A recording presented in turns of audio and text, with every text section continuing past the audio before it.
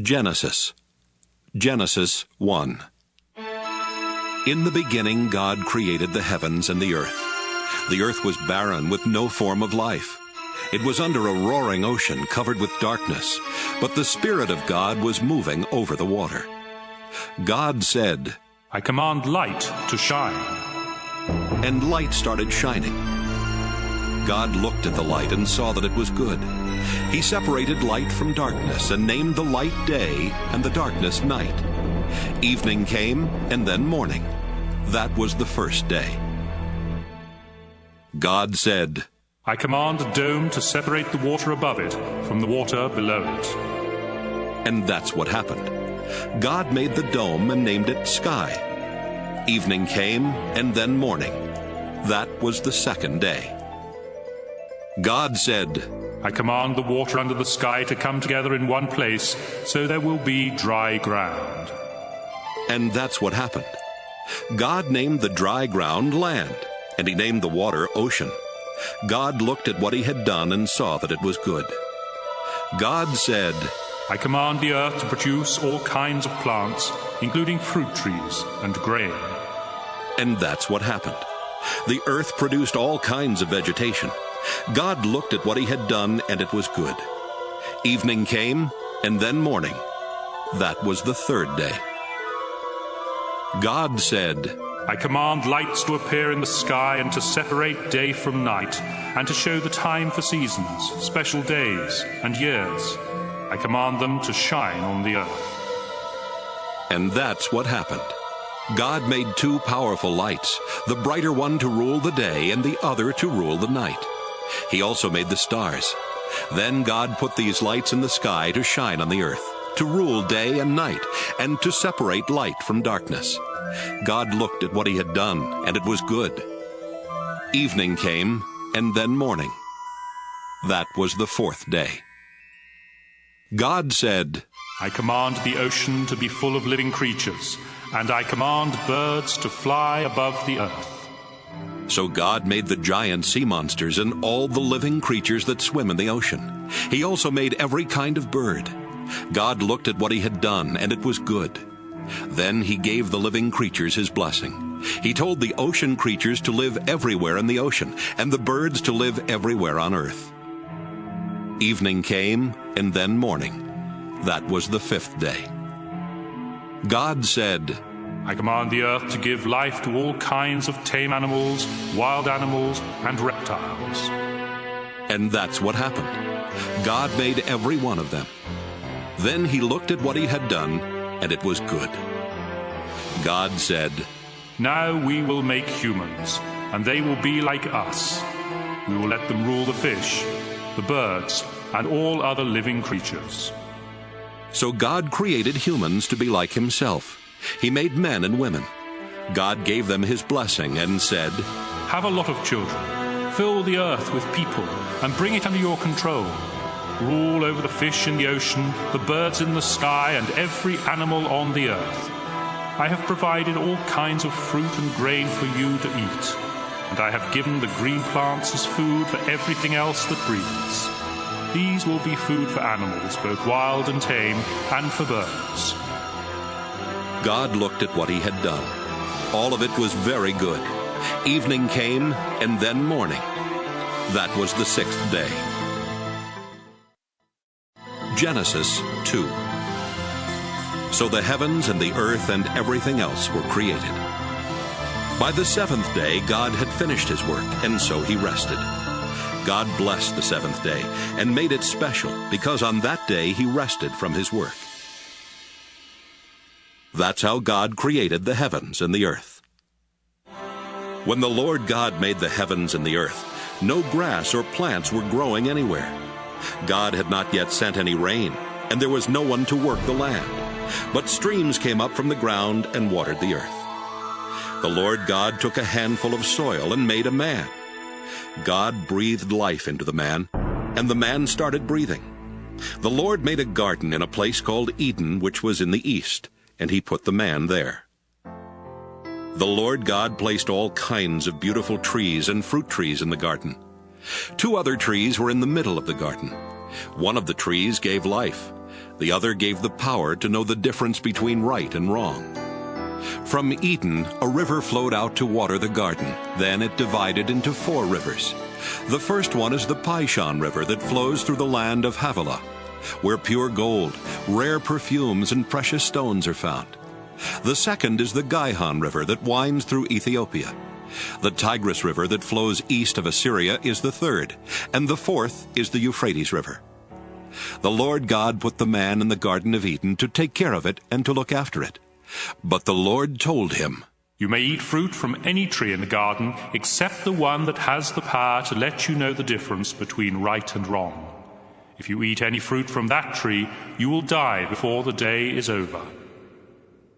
The Lord God said, It isn't good for the man to live alone. I need to make a suitable partner for him. So the Lord took some soil and made animals and birds. He brought them to the man to see what names he would give each of them. Then the man named the tame animals and the birds and the wild animals. That's how they got their names. None of these was the right kind of partner for the man. So the Lord God made him fall into a deep sleep, and he took out one of the man's ribs. Then, after closing the man's side, the Lord made a woman out of the rib. The Lord God brought her to the man, and the man exclaimed, Here is someone like me. She's part of my body, my own flesh and bones. She came from me, a man, so I will name her woman. That's why a man will leave his own father and mother. He marries a woman, and the two of them become like one person. Although the man and his wife were both naked, they were not ashamed. Genesis 3. The snake was sneakier than any of the other wild animals that the Lord God had made. One day, it came to the woman and asked, Did God tell you not to eat fruit from any tree in the garden? The woman answered, God said we could eat fruit from any tree in the garden, except the one in the middle. He told us not to eat fruit from that tree or even to touch it. If we do, we will die. No, you won't. the snake replied. God understands what will happen on the day you eat fruit from that tree. You will see what you have done, and you will know the difference between right and wrong, just as God does. The woman stared at the fruit. It looked beautiful and tasty. She wanted the wisdom that it would give her, and she ate some of the fruit. Her husband was there with her, so she gave some to him, and he ate it too. Right away they saw what they had done, and they realized they were naked. Then they sewed fig leaves together to make something to cover themselves. Late in the afternoon, a breeze began to blow, and the man and woman heard the Lord God walking in the garden. They were frightened and hid behind some trees. The Lord called out to the man and asked, Where are you? The man answered, I was naked, and when I heard you walking through the garden, I was frightened and hid. How did you know you were naked? God asked. Did you eat any fruit from that tree in the middle of the garden? It was the woman you put here with me. The man said. She gave me some of the fruit, and I ate it. The Lord God then asked the woman, What have you done? The snake tricked me, she answered. and I ate some of that fruit. So the Lord God said to the snake, Because of what you have done, you will be the only animal to suffer this curse. For as long as you live, you will crawl on your stomach and eat dirt. You and this woman will hate each other.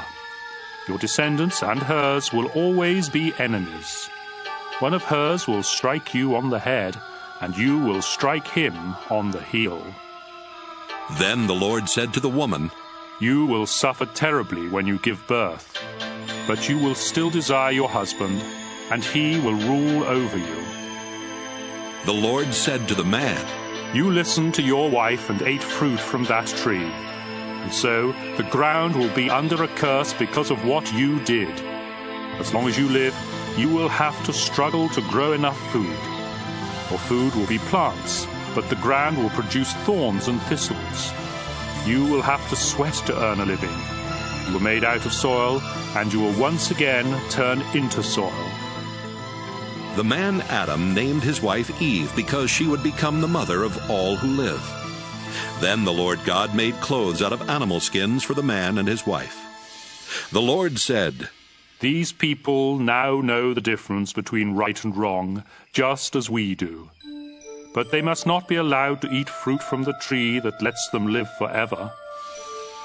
So the Lord God sent them out of the Garden of Eden, where they would have to work the ground from which the man had been made. Then God put winged creatures at the entrance to the garden and a flaming, flashing sword to guard the way to the life-giving tree. Genesis 4.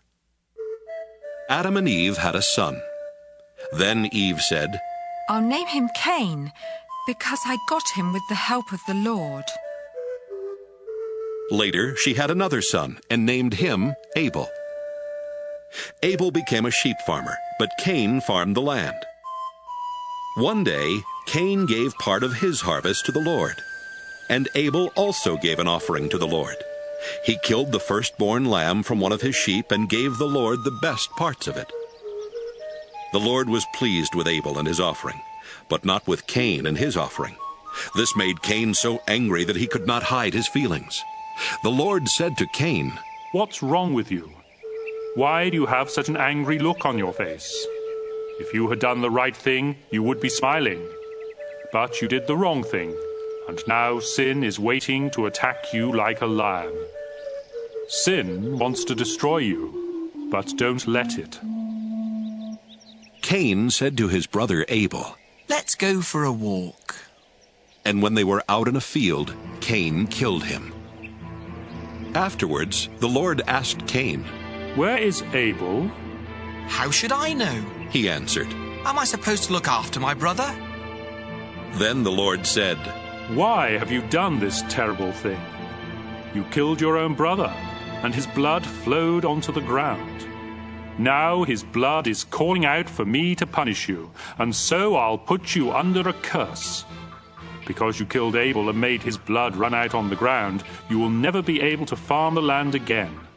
If you try to farm the land, it won't produce anything for you. From now on, you'll be without a home, and you'll spend the rest of your life wandering from place to place. This punishment is too hard. Cain said, You're making me leave my home and live far from you. I will have to wander about without a home, and just anyone could kill me. No, the Lord answered. Anyone who kills you will be punished 7 times worse than I am punishing you. So the Lord put a mark on Cain to warn everyone not to kill him. But Cain had to go far from the Lord and live in the land of wandering, which is east of Eden. Later, Cain and his wife had a son named Enoch. At the time, Cain was building a town, and so he named it Enoch after his son. Then Enoch had a son named Irad, who had a son named Mehujael, who had a son named Methushael, who had a son named Lamech. Lamech married Ada, then Zillah. Lamech and Ada had 2 sons, Jabal and Jubal. Their son Jabal was the first to live in tents and raise sheep and goats. Jubal was the first to play harps and flutes. Lamech and Zillah had a son named Tubal-Cain, who made tools out of bronze and iron. They also had a daughter whose name was Naamah. One day Lamech said to his 2 wives, A young man wounded me, and I killed him. Anyone who tries to get even with me will be punished 10 times more than anyone who tries to get even with Cain. Adam and his wife had another son. They named him Seth because they said, God has given us a son to take the place of Abel, who was killed by his brother Cain. Later, Seth had a son and named him Enosh. About this time, people started worshiping the Lord. Genesis 5. God created men and women to be like himself. He gave them his blessing and called them human beings. This is a list of the descendants of Adam, the first man. When Adam was 130, he had a son who was just like him, and he named him Seth. Adam had more children and died at the age of 930. When Seth was 105, he had a son named Enosh. Seth had more children and died at the age of 912. When Enosh was 90, he had a son named Kenan. Enosh had more children and died at the age of 905. When Kenan was 70, he had a son named Mahalalel. Kenan had more children and died at the age of 910. When Mahalalel was 65, he had a son named Jared. Mahalalel had more children and died at the age of 895. When Jared was 162, he had a son named Enoch. Jared had more children and died at the age of 962. When Enoch was 65, he had a son named Methuselah, and during the next 300 years he had more children. Enoch truly loved God, and God took him away at the age of 365. When Methuselah was 187, he had a son named Lamech. Methuselah had more children, and died at the age of 969. When Lamech was 182, he had a son. Lamech said, "I'll name him Noah, because he will give us comfort as we struggle hard to make a living on this land that the Lord has put under a curse." Lamech had more children and died at the age of 777. After Noah was 500 years old, he had 3 sons and named them Shem, Ham, and Japheth. Genesis 6. More and more people were born until finally they spread all over the earth. Some of their daughters were so beautiful that supernatural beings came down and married the ones they wanted. Then the Lord said, I won't let my life-giving breath remain in anyone forever. No one will live for more than 120 years. The children of the supernatural beings who had married these women became famous heroes and warriors. They were called Nephilim, and lived on the earth at that time and even later. The Lord saw how bad the people on earth were, and that everything they thought and planned was evil. He was very sorry that he had made them, and he said, I'll destroy every living creature on earth. I'll wipe out people, animals, birds, and reptiles. I'm sorry I ever made them. But the Lord was pleased with Noah, and this is the story about him. Noah was the only person who lived right and obeyed God. He had 3 sons, Shem, Ham, and Japheth. God knew that everyone was terribly cruel and violent, so he told Noah, Cruelty and violence have spread everywhere. Now I'm going to destroy the whole earth and all its people. Get some good lumber and build a boat. Put rooms in it and cover it with tar inside and out. Make it 450 feet long, 75 feet high, and 45 feet wide. Build a roof on the boat and leave a space of about 18 inches between the roof and the sides. Make the boat 3 stories high and put a door on one side. I'm going to send a flood that will destroy everything that breathes. Nothing will be left alive. But I solemnly promise that you, your wife, your sons, and your daughters-in-law will be kept safe in the boat. Bring into the boat with you a male and a female of every kind of animal and bird, as well as a male and a female of every reptile. I don't want them to be destroyed. Store up enough food both for yourself and for them. Noah did everything the Lord told him to do. Genesis 7. The Lord told Noah, Take your whole family with you into the boat, because you are the only one on this earth who pleases me. Take 7 pairs of every kind of animal that can be used for sacrifice, and 1 pair of all others. Also, take 7 pairs of every kind of bird with you. Do this so there will always be animals and birds on the earth. 7 days from now I will send rain that will last for 40 days and nights, and I will destroy all other living creatures I have made. Noah was 600 years old when he went into the boat to escape the flood, and he did everything the Lord had told him to do. His wife, his sons, and his daughters-in-law all went inside with him. He obeyed God and took a male and a female of each kind of animal and bird into the boat with him. 7 days later, a flood began to cover the earth. Noah was 600 years old when the water under the earth started gushing out everywhere. The sky opened like windows and rain poured down for 40 days and nights. All this began on the 17th day of the second month of the year. On that day, Noah and his wife went into the boat with their 3 sons, Shem, Ham, and Japheth, and their wives. They took along every kind of animal, tame and wild, including the birds. Noah took a male and a female of every living creature with him, just as God had told him to do. And when they were all in the boat, God closed the door. For 40 days the rain poured down without stopping, and the water became deeper and deeper, until the boat started floating high above the ground. Finally, the mighty flood was so deep that even the highest mountain peaks were almost 25 feet below the surface of the water. Not a bird, animal, reptile, or human was left alive anywhere on earth. The Lord destroyed everything that breathed. Nothing was left alive except Noah and the others in the boat. 150 days later, the water started going down. Genesis 8. God did not forget about Noah and the animals with him in the boat. So God made a wind blow, and the water started going down. God stopped up the places where the water had been gushing out from under the earth. He also closed up the sky, and the rain stopped. For 150 days, the water slowly went down. Then, on the 17th day of the 7th month of the year, the boat came to rest somewhere in the Ararat Mountains. The water kept going down, and the mountaintops could be seen on the first day of the 10th month. 40 days later, Noah opened a window to send out a raven, but it kept flying around until the water had dried up. Noah wanted to find out if the water had gone down, and he sent out a dove.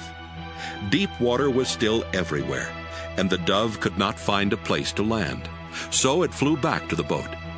Noah held out his hand and helped it back in. 7 days later, Noah sent the dove out again. It returned in the evening, holding in its beak a green leaf from an olive tree. Noah knew that the water was finally going down. He waited 7 more days before sending the dove out again, and this time it did not return. Noah was now 601 years old, and by the first day of that year, almost all the water had gone away. Noah made an opening in the roof of the boat and saw that the ground was getting dry. By the 27th day of the 2nd month, the earth was completely dry. God said to Noah, "You, your wife, your sons, and your daughters-in-law may now leave the boat. Let out the birds, animals, and reptiles, so they can mate and live all over the earth." After Noah and his family had gone out of the boat, the living creatures left in groups of their own kind. Noah built an altar where he could offer sacrifices to the Lord. Then he offered on the altar one of each kind of animal and bird that could be used for a sacrifice. The smell of the burning offering pleased God, and he said, "Never again will I punish the earth for the sinful things its people do. All of them have evil thoughts from the time they are young. But I will never destroy everything that breathes, as I did this time. As long as the earth remains, there will be planting and harvest, cold and heat, winter and summer, day and night." Genesis 9. God said to Noah and his sons, "I am giving you my blessing.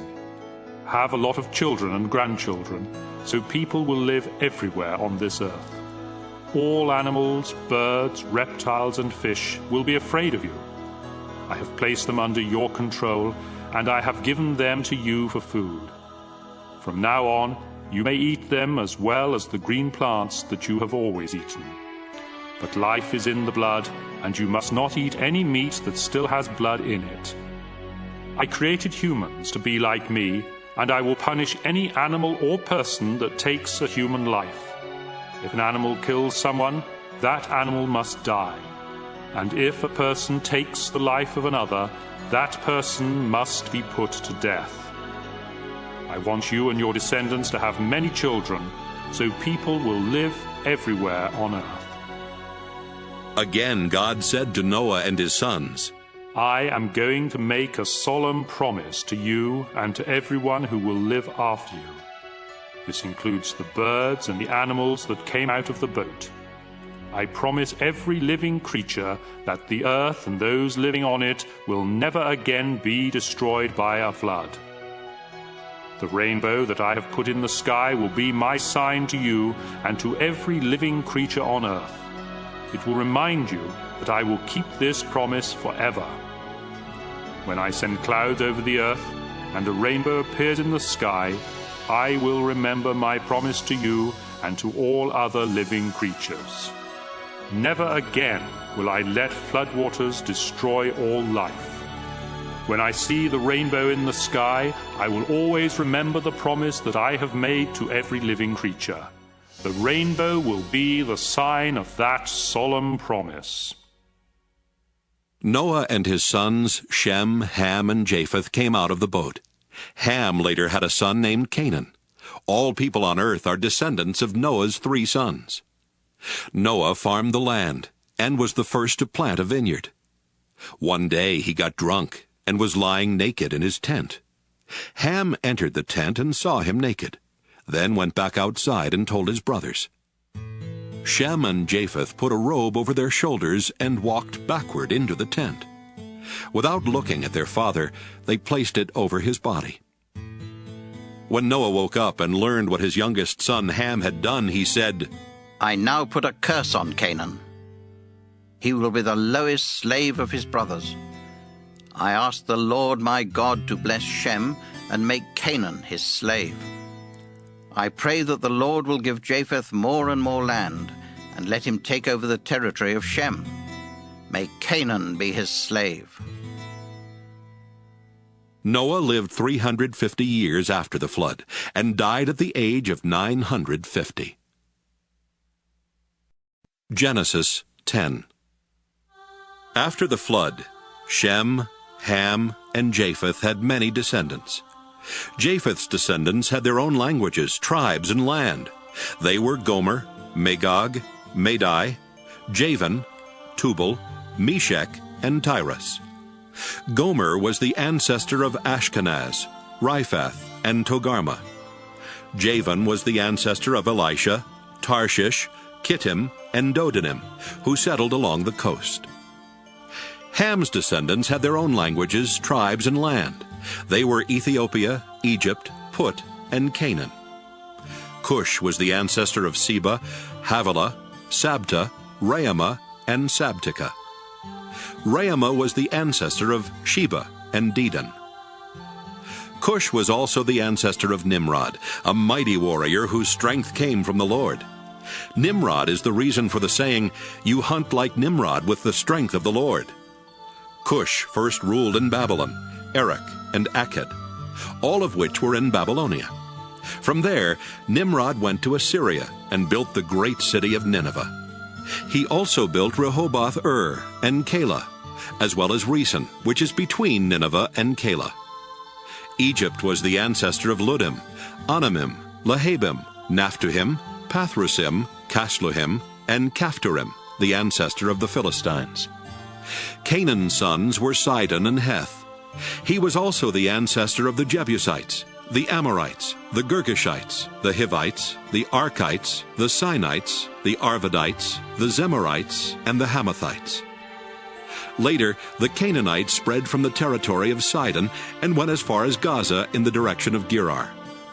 They also went as far as Lasha in the direction of Sodom, Gomorrah, Admah, and Zeboim. Shem's descendants had their own languages, tribes, and land. He was the older brother of Japheth and the ancestor of the tribes of Eber. Shem was the ancestor of Elam, Asher, Arpachshad, Lud, and Aram. Aram was the ancestor of Uz, Hul, Jether, and Mash.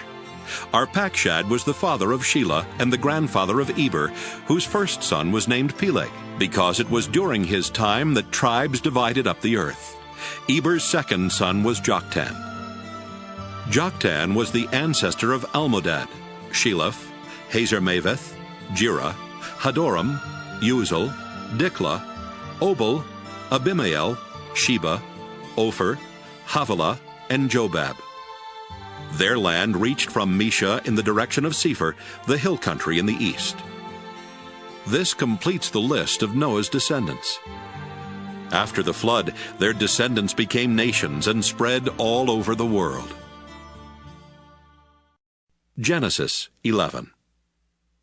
At first, everyone spoke the same language.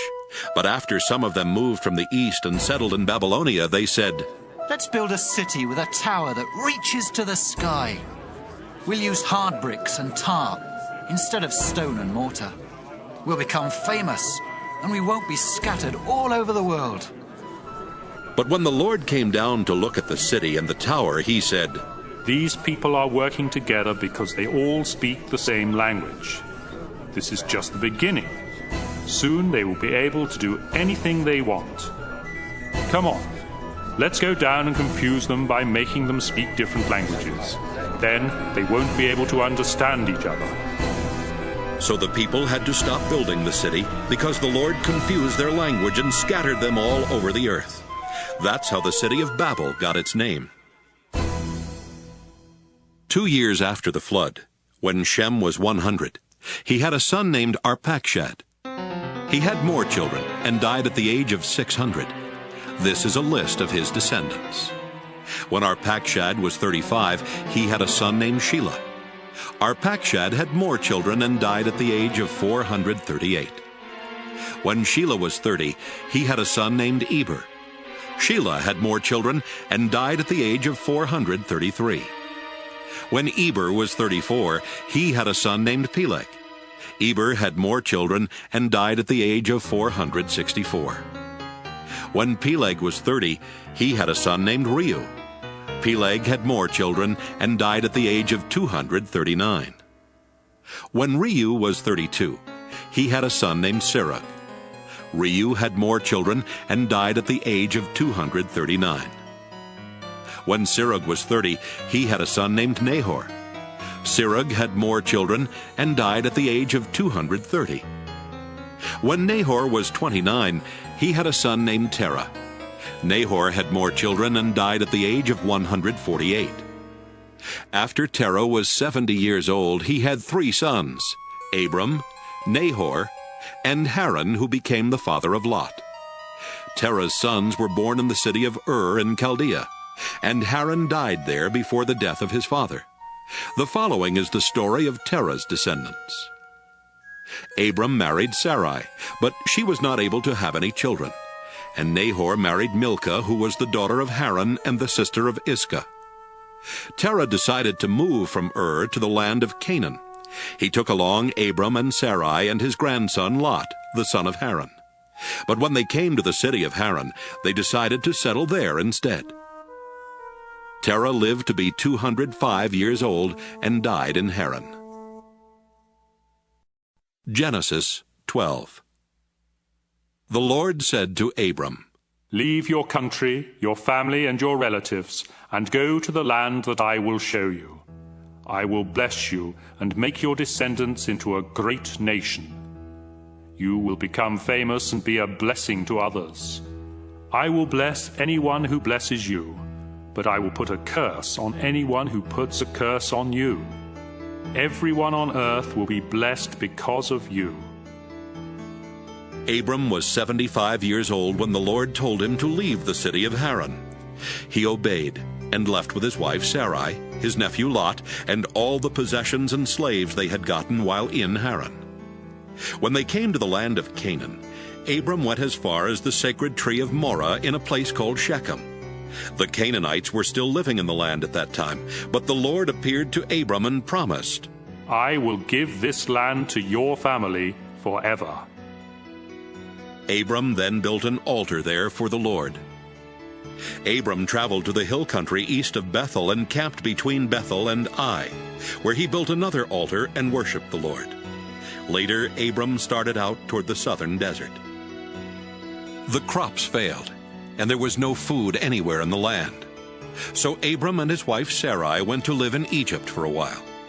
But just before they got there, he said, Sarai, you are really beautiful.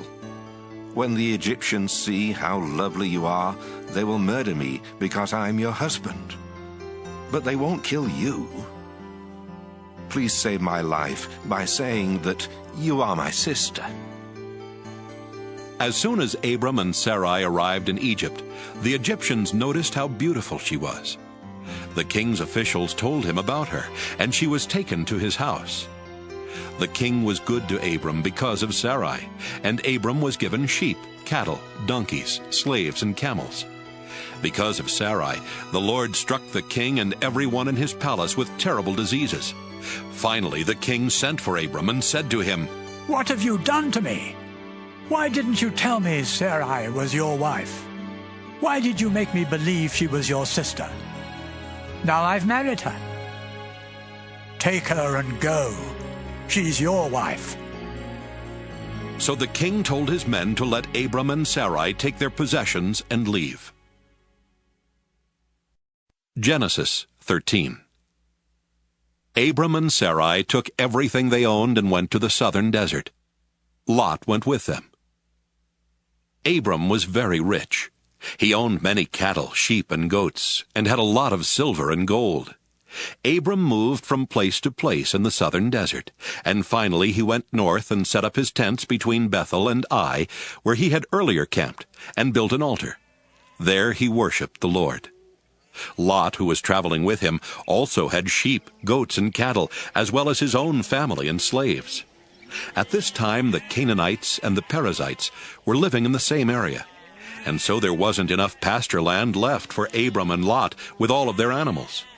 Besides this, the men who took care of Abram's animals and the ones who took care of Lot's animals started quarreling. Abram said to Lot, "We are close relatives. We shouldn't argue, and our men shouldn't be fighting one another. There is plenty of land for you to choose from. Let's separate. If you go north, I'll go south. If you go south, I'll go north."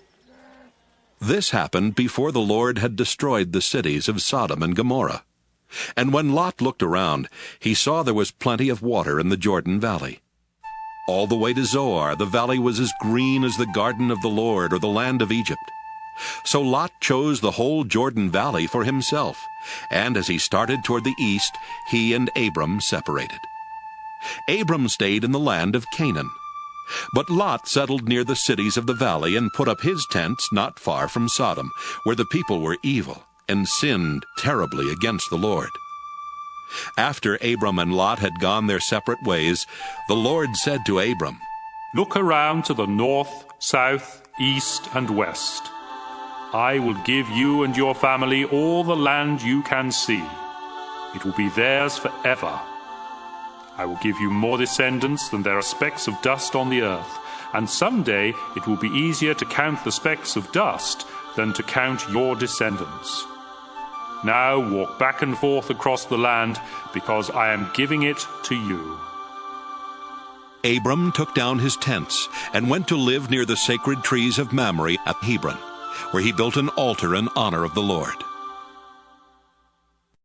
Genesis 14. About this time, King Amraphel of Babylonia, King Arioch of Elasar, King Chedorlaomer of Elam, and King Tidal of Goyim attacked King Bera of Sodom, King Birsha of Gomorrah, King Shinab of Admah, King Shemeber of Zeboim, and the king of Bela, also known as the city of Zoar. King Chedorlaomer and his allies had ruled these last 5 kings for 12 years. But in the 13th year, the kings rebelled and came together in Siddim Valley, which is now covered by the southern part of the Dead Sea. A year later, King Chedorlaomer and his allies attacked and defeated the Rephaites in Ashtaroth Karnaim, the Zuzites in Ham, and the Emites in Sheva Kiriathaim. They also defeated the Horites in the hill country of Edom as far as El Paran near the desert. They went back to the city of En-Mishpat, better known as Kadesh. Then they captured all the land that belonged to the Amalekites, and they defeated the Amorites who were living in Hazazon Tamar. At Siddim Valley, the armies of the kings of Sodom, Gomorrah, Admah, Zeboim, and Bela fought the armies of King Chedorlaomer of Elam, King Tidal of Goyim, King Amraphel of Babylonia, and King Arioch of Elasar. The valley was full of tar pits, and when the troops from Sodom and Gomorrah started running away, some of them fell into the pits. Others escaped to the hill country. Their enemies took everything of value from Sodom and Gomorrah, including their food supplies. They also captured Abram's nephew Lot, who lived in Sodom. They took him and his possessions and then left. At this time, Abram the Hebrew was living near the oaks that belonged to Mamre the Amorite. Mamre and his brothers Eshcol and Aner were Abram's friends. Someone who had escaped from the battle told Abram that his nephew Lot had been taken away. 318 of Abram's servants were fighting men, so he took them and followed the enemy as far north as the city of Dan. That night, Abram divided up his troops, attacked from all sides, and won a great victory. But some of the enemy escaped to the town of Hobah north of Damascus, and Abram went after them.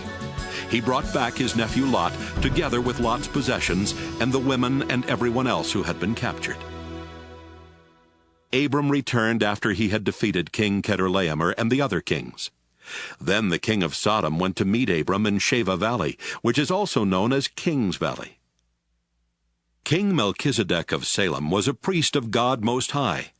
He brought out some bread and wine and said to Abram, I bless you in the name of God Most High, creator of heaven and earth. All praise belongs to God Most High for helping you defeat your enemies. Then Abram gave Melchizedek a tenth of everything. The king of Sodom said to Abram, All I want are my people. You can keep everything else. Abram answered, The Lord God Most High made the heavens and the earth, and I have promised him that I won't keep anything of yours, not even a sandal strap or a piece of thread. Then you can never say that you are the one who made me rich. Let my share be the food that my men have eaten. But Aner, Eshcol, and Mamre went with me, so give them their share of what we brought back. Genesis 15. Later the Lord spoke to Abram in a vision. Abram, don't be afraid. I will protect you and reward you greatly. But Abram answered, Lord, all-powerful, you have given me everything I could ask for, except children. And when I die, Eliezer of Damascus will get all I own. You have not given me any children, and this servant of mine will inherit everything. The Lord replied, No, he won't. You will have a son of your own, and everything you have will be his. Then the Lord took Abram outside and said, Look at the sky and see if you can count the stars. That's how many descendants you will have. Abram believed the Lord, and the Lord was pleased with him.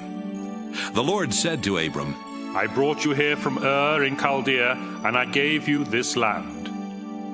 Abram asked, Lord God, how can I know the land will be mine? Then the Lord told him, Bring me a 3-year-old cow, a 3-year-old female goat, a 3-year-old ram, a dove, and a young pigeon.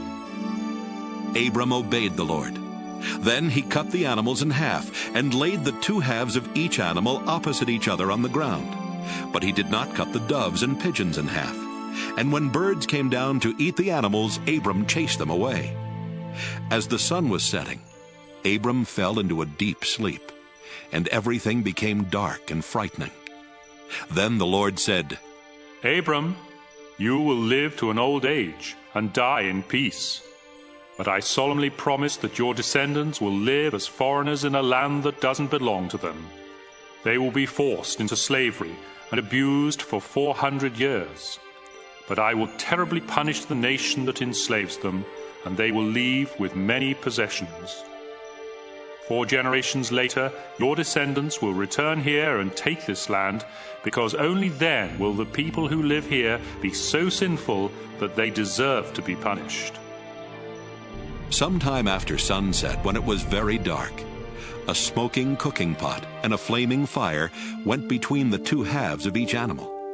At that time, the Lord made an agreement with Abram and told him, I will give your descendants the land east of the Shihor River on the border of Egypt as far as the Euphrates River. They will possess the land of the Kenites, the Kenizzites, the Cadmonites, the Hittites, the Perizzites, the Rephaites, the Amorites, the Canaanites, the Girgashites, and the Jebusites. Genesis 16. Abram's wife Sarai had not been able to have any children, but she owned a young Egyptian slave woman named Hagar. And Sarai said to Abram, The Lord has not given me any children. Sleep with my slave, and if she has a child, it will be mine. Abram agreed, and Sarai gave him Hagar to be his wife. This happened after Abram had lived in the land of Canaan for 10 years. Later, when Hagar knew she was going to have a baby, she became proud and was hateful to Sarai. Then Sarai said to Abram, It's all your fault. I gave you my slave woman, but she has been hateful to me ever since she found out she was pregnant. You have done me wrong, and you will have to answer to the Lord for this. Abram said, All right. She's your slave, and you can do whatever you want with her. But Sarai began treating Hagar so harshly that she finally ran away. Hagar stopped to rest at a spring in the desert on the road to Shur. While she was there, the angel of the Lord came to her and asked, Hagar, where have you come from, and where are you going? She answered, I'm running away from Sarah, my owner. The angel said, Go back to Sarai and be her slave. I will give you a son who will be called Ishmael, because I have heard your cry for help. And later I will give you so many descendants that no one will be able to count them all. But your son will live far from his relatives. He will be like a wild donkey, fighting everyone, and everyone fighting him.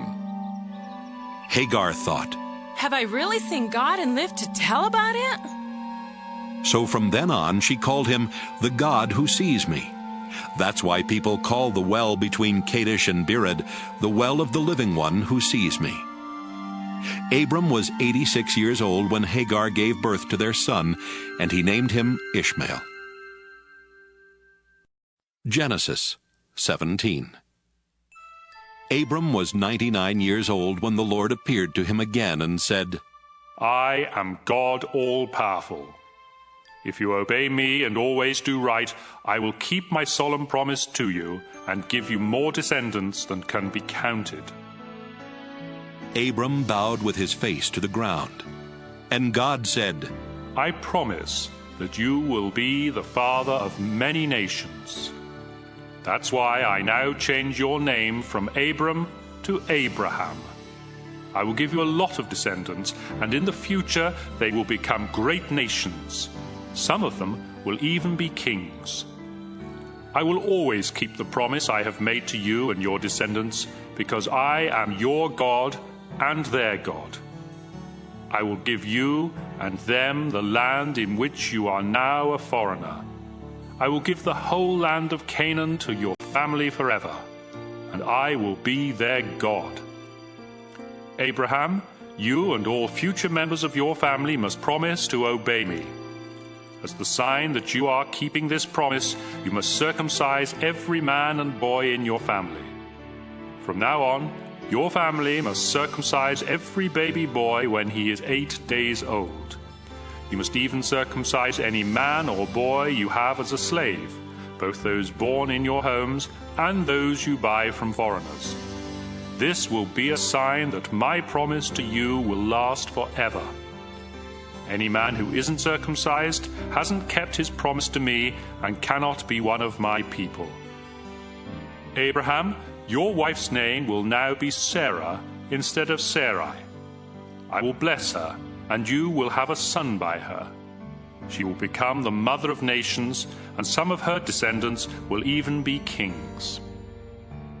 Abraham bowed with his face to the ground and thought, I am almost 100 years old. How can I become a father? And Sarah is 90. How can she have a child? So he started laughing. Then he asked God, Why not let Ishmael inherit what you have promised me?" But God answered, "No, you and Sarah will have a son. His name will be Isaac, and I will make an everlasting promise to him and his descendants. I have heard what you asked me to do for Ishmael, and so I will also bless him with many descendants. He will be the father of 12 princes, and I will make his family a great nation. But your son Isaac will be born about this time next year, and the promise I am making to you and your family will be for him and his descendants forever." God finished speaking to Abraham and then left. On that same day, Abraham obeyed God by circumcising Ishmael. Abraham was also circumcised, and so were all other men and boys in his household, including his servants and slaves. He was 99 years old at the time, and his son Ishmael was 13. Genesis 18. One hot summer afternoon, Abraham was sitting by the entrance to his tent near the sacred trees of Mamre when the Lord appeared to him. Abraham looked up and saw 3 men standing nearby. He quickly ran to meet them, bowed with his face to the ground, and said, "Please, come to my home where I can serve you. I'll have some water brought so you can wash your feet. Then you can rest under the tree. Let me get you some food to give you strength before you leave. I would be honored to serve you." "Thank you very much," they answered. "We accept your offer." Abraham quickly went to his tent and said to Sarah, "Hurry, get a large sack of flour and make some bread." After saying this, he rushed off to his herd of cattle and picked out one of the best calves, which his servant quickly prepared.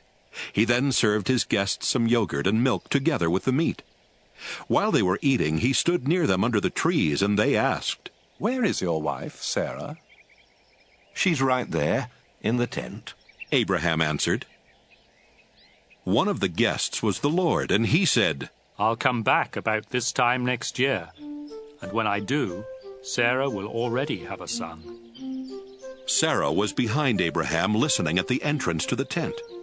Abraham and Sarah were very old, and Sarah was well past the age for having children. So she laughed and said to herself, "Now that I am worn out and my husband is old, will I really know such happiness?" The Lord asked Abraham, "Why did Sarah laugh? Does she doubt that she can have a child in her old age? I am the Lord. There is nothing too difficult for me. I'll come back next year at the time I promised, and Sarah will already have a son." Sarah was so frightened that she lied and said, "I didn't laugh." "Yes, you did," he answered. When the 3 men got ready to leave, they looked down toward Sodom, and Abraham walked part of the way with them. The Lord said to himself, "I should tell Abraham what I am going to do, since his family will become a great and powerful nation that will be a blessing to all other nations on earth. I have chosen him to teach his family to obey me forever and to do what is right and fair. Then I will give Abraham many descendants, just as I promised."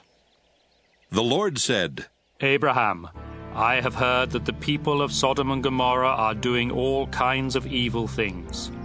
Now I am going down to see for myself if those people really are that bad. If they aren't, I want to know about it." The men turned and started toward Sodom, but the Lord stayed with Abraham, who asked, "Lord, when you destroy the evil people, are you also going to destroy those who are good? Wouldn't you spare the city if there are only 50 good people in it? You surely wouldn't let them be killed when you destroy the evil ones. You are the judge of all the earth, and you do what is right." The Lord replied, "If I find 50 good people in Sodom, I will save the city to keep them from being killed." Abraham answered, "I am nothing more than the dust of the earth. Please forgive me, Lord, for daring to speak to you like this. But suppose there are only 45 good people in Sodom. Would you still wipe out the whole city? If I find 45 good people, the Lord replied, I won't destroy the city. Suppose there are just 40 good people, Abraham asked. Even for them, the Lord replied, I won't destroy the city. Abraham said, Please don't be angry, Lord, if I ask you what you will do if there are only 30 good people in the city. If I find 30, the Lord replied, I still won't destroy it. Then Abraham said, I don't have any right to ask you, Lord, but what would you do if you find only 20? Because of them, I won't destroy the city, was the Lord's answer. Finally, Abraham said, Please don't get angry, Lord, if I speak just once more. Suppose you find only 10 good people there. For the sake of 10 good people, the Lord told him, I still won't destroy the city. After speaking with Abraham, the Lord left, and Abraham went back home. Genesis 19. That evening, the two angels arrived in Sodom, while Lot was sitting near the city gate. When Lot saw them, he got up, bowed down low, and said, Gentlemen, I am your servant. Please come to my home. You can wash your feet, spend the night, and be on your way in the morning. They told him, No, we'll spend the night in the city square. But Lot kept insisting until they finally agreed and went home with him. He baked some bread, cooked a meal, and they ate. Before Lot and his guests could go to bed, every man in Sodom, young and old, came and stood outside his house and started shouting, Where are your visitors? Send them out so we can have sex with them. Lot went outside and shut the door behind him. Then he said, Friends, please don't do such a terrible thing. I have 2 daughters who have never been married. I'll bring them out, and you can do what you want with them. But don't harm these men. They are guests in my home. Don't get in our way, the crowd answered. You're an outsider. What right do you have to order us around? We'll do worse things to you than we're going to do to them. The crowd kept arguing with Lot. Finally, they rushed toward the door to break it down. But the two angels in the house reached out and pulled Lot safely inside. Then they struck everyone in the crowd blind, and none of them could even find the door. The two angels said to Lot, The Lord has heard many terrible things about the people of Sodom, and he has sent us here to destroy the city. Take your family and leave. Take every relative you have in the city, as well as the men your daughters are going to marry. Lot went to the men who were engaged to his daughters and said, Hurry and get out of here. The Lord is going to destroy this city. But they thought he was joking, and they laughed at him. Early the next morning, the two angels tried to make Lot hurry and leave. They said, Take your wife and your 2 daughters and get out of here as fast as you can. If you don't, every one of you will be killed when the Lord destroys the city. At first, Lot just stood there. But the Lord wanted to save him. So the angels took Lot, his wife, and his 2 daughters by the hand and led them out of the city. When they were outside, one of the angels said, Run for your lives. Don't even look back. And don't stop in the valley. Run to the hills where you will be safe. Lot answered, You have done us a great favor, sir. You have saved our lives, but please don't make us go to the hills. That's too far away. The city will be destroyed before we can get there, and we will be killed when it happens. There's a town near here. It's only a small place, but my family and I will be safe, if you'll let us go there. All right, go there, he answered. I won't destroy that town. Hurry, run. I can't do anything until you are safely there. The town was later called Zoar because Lot had said it was small. The sun was coming up as Lot reached the town of Zoar, and the Lord sent burning sulfur down like rain on Sodom and Gomorrah. He destroyed those cities and everyone who lived in them, as well as their land and the trees and grass that grew there. On the way, Lot's wife looked back and was turned into a block of salt. That same morning, Abraham got up and went to the place where he had stood and spoken with the Lord. He looked down toward Sodom and Gomorrah and saw smoke rising from all over the land. It was like a flaming furnace. When God destroyed the cities of the valley where Lot lived, he remembered his promise to Abraham and saved Lot from the terrible destruction. Lot was afraid to stay on in Zoar, so he took his 2 daughters and moved to a cave in the hill country. One day his older daughter said to her sister, "Our father is old, and there are no men anywhere for us to marry. Let's get our father drunk. Then we can sleep with him and have children." That night they got their father drunk, and the older daughter got in bed with him. But he was too drunk even to know she was there. The next day the older daughter said to her sister, "I slept with my father last night. We'll get him drunk again tonight, so you can go to bed with him, and we can each have a child." That night they got their father drunk, and this time the younger sister slept with him. But once again he was too drunk even to know she was there. That's how Lot's 2 daughters had their children. The older daughter named her son Moab, and he is the ancestor of the Moabites. The younger daughter named her son Ben-Ammi, and he is the ancestor of the Ammonites. Genesis 20. Abraham moved to the southern desert, where he settled between Kadesh and Shur. Later he went to Gerar, and while there he told everyone that his wife Sarah was his sister. So King Abimelech of Gerar had Sarah brought to him. But God came to Abimelech in a dream and said, "You have taken a married woman, and for this you will die." Abimelech said to the Lord, "Don't kill me. I haven't slept with Sarah. Didn't they say they were brother and sister? I am completely innocent." God spoke to Abimelech in another dream and said, "I know you are innocent. That's why I kept you from sleeping with Sarah and doing anything wrong. Her husband is a prophet. Let her go back to him, and his prayers will save you from death. But if you don't return her, you and all your people will die." Early the next morning, Abimelech sent for his officials, and when he told them what had happened, they were frightened. Abimelech then called in Abraham and said, "Look what you've done to us. What have I ever done to you? Why did you make me and my nation guilty of such a terrible sin? What were you thinking when you did this?" Abraham answered, "I did it because I didn't think any of you respected God, and I was sure that someone would kill me to get my wife. Besides, she is my half-sister. We have the same father, but different mothers.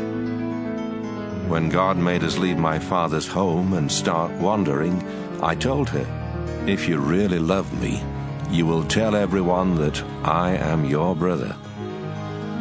Abimelech gave Abraham some sheep, cattle, and slaves. He sent Sarah back and told Abraham that he could settle anywhere in his country. Then he said to Sarah, "I have given your brother 1,000 pieces of silver as proof to everyone that you have done nothing wrong." Meanwhile, God had kept Abimelech's wife and slaves from having children. But Abraham prayed, and God let them start having children again. Genesis 21. The Lord was good to Sarah and kept his promise. Although Abraham was very old, Sarah had a son exactly at the time God had said. Abraham named his son Isaac, and when the boy was 8 days old, Abraham circumcised him, just as the Lord had commanded. Abraham was 100 years old when Isaac was born, and Sarah said, "God has made me laugh. Now everyone will laugh with me. Who would have dared to tell Abraham that someday I would have a child? But in his old age, I have given him a son." The time came when Sarah no longer had to nurse Isaac, and on that day Abraham gave a big feast.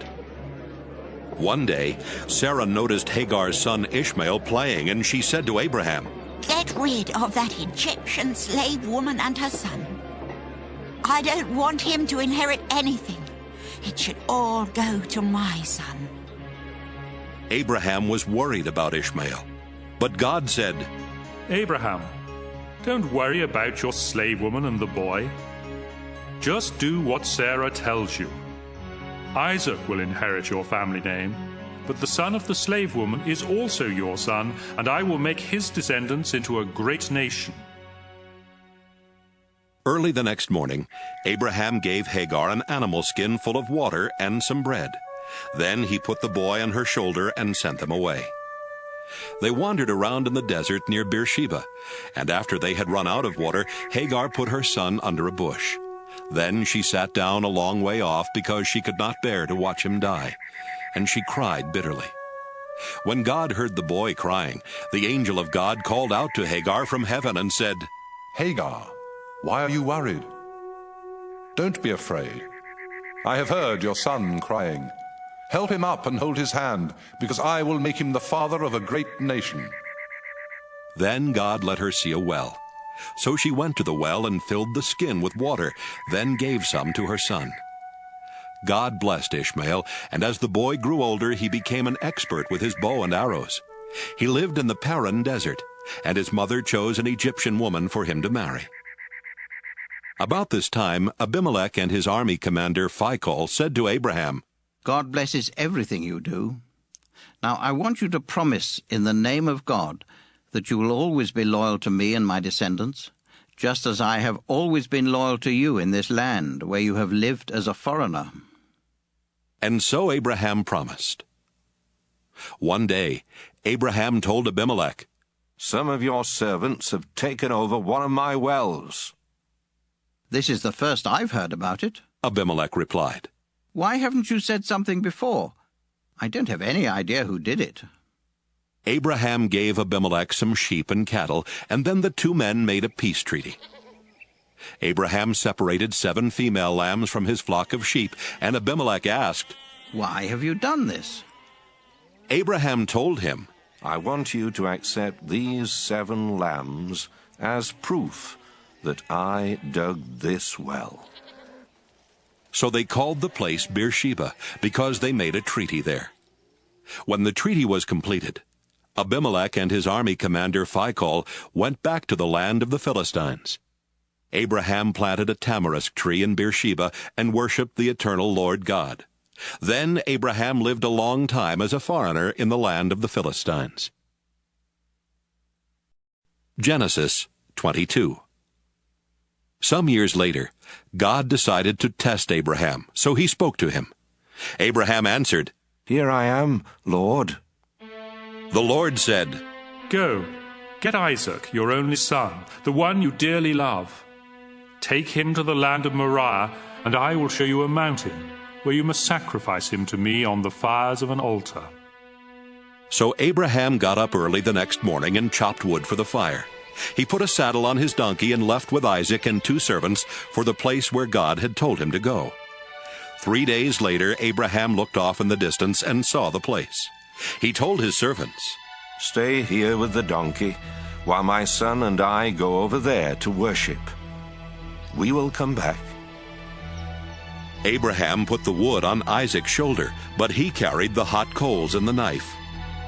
As the 2 of them walked along, Isaac said, Father, we have the coals and the wood, but where is the lamb for the sacrifice?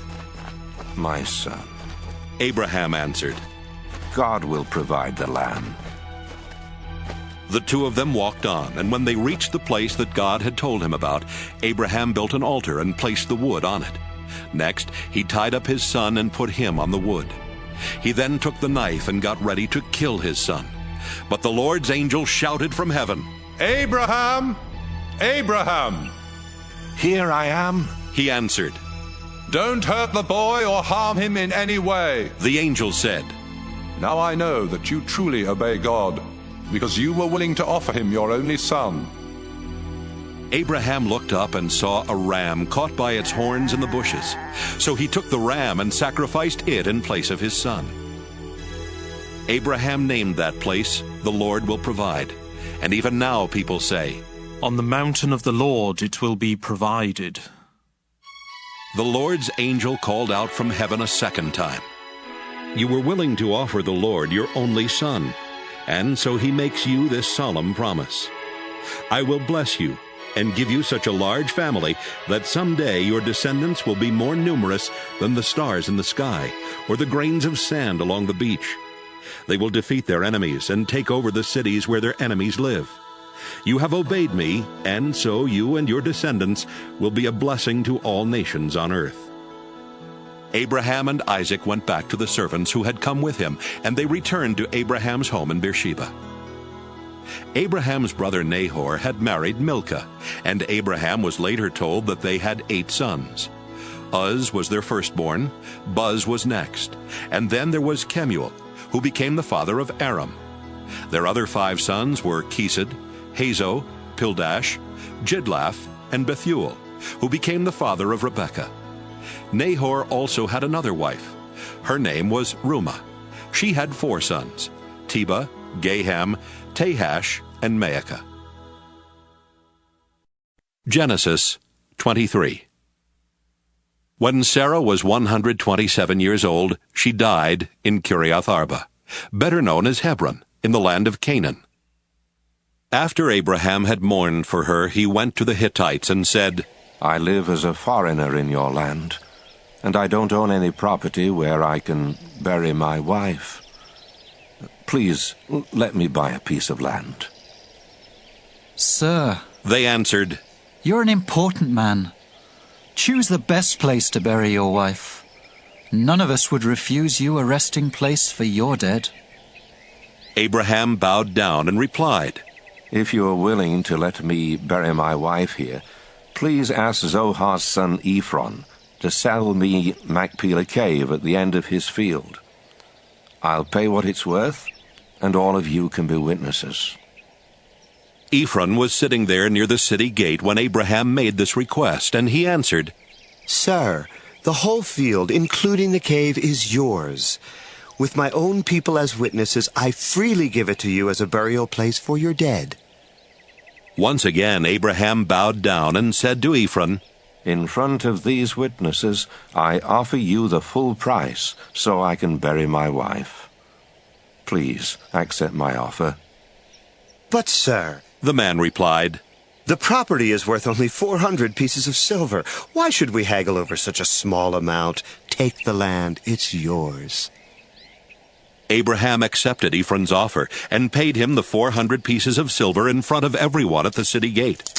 That's how Abraham got Ephron's property east of Hebron, which included the field with all its trees, as well as Machpelah Cave at the end of the field.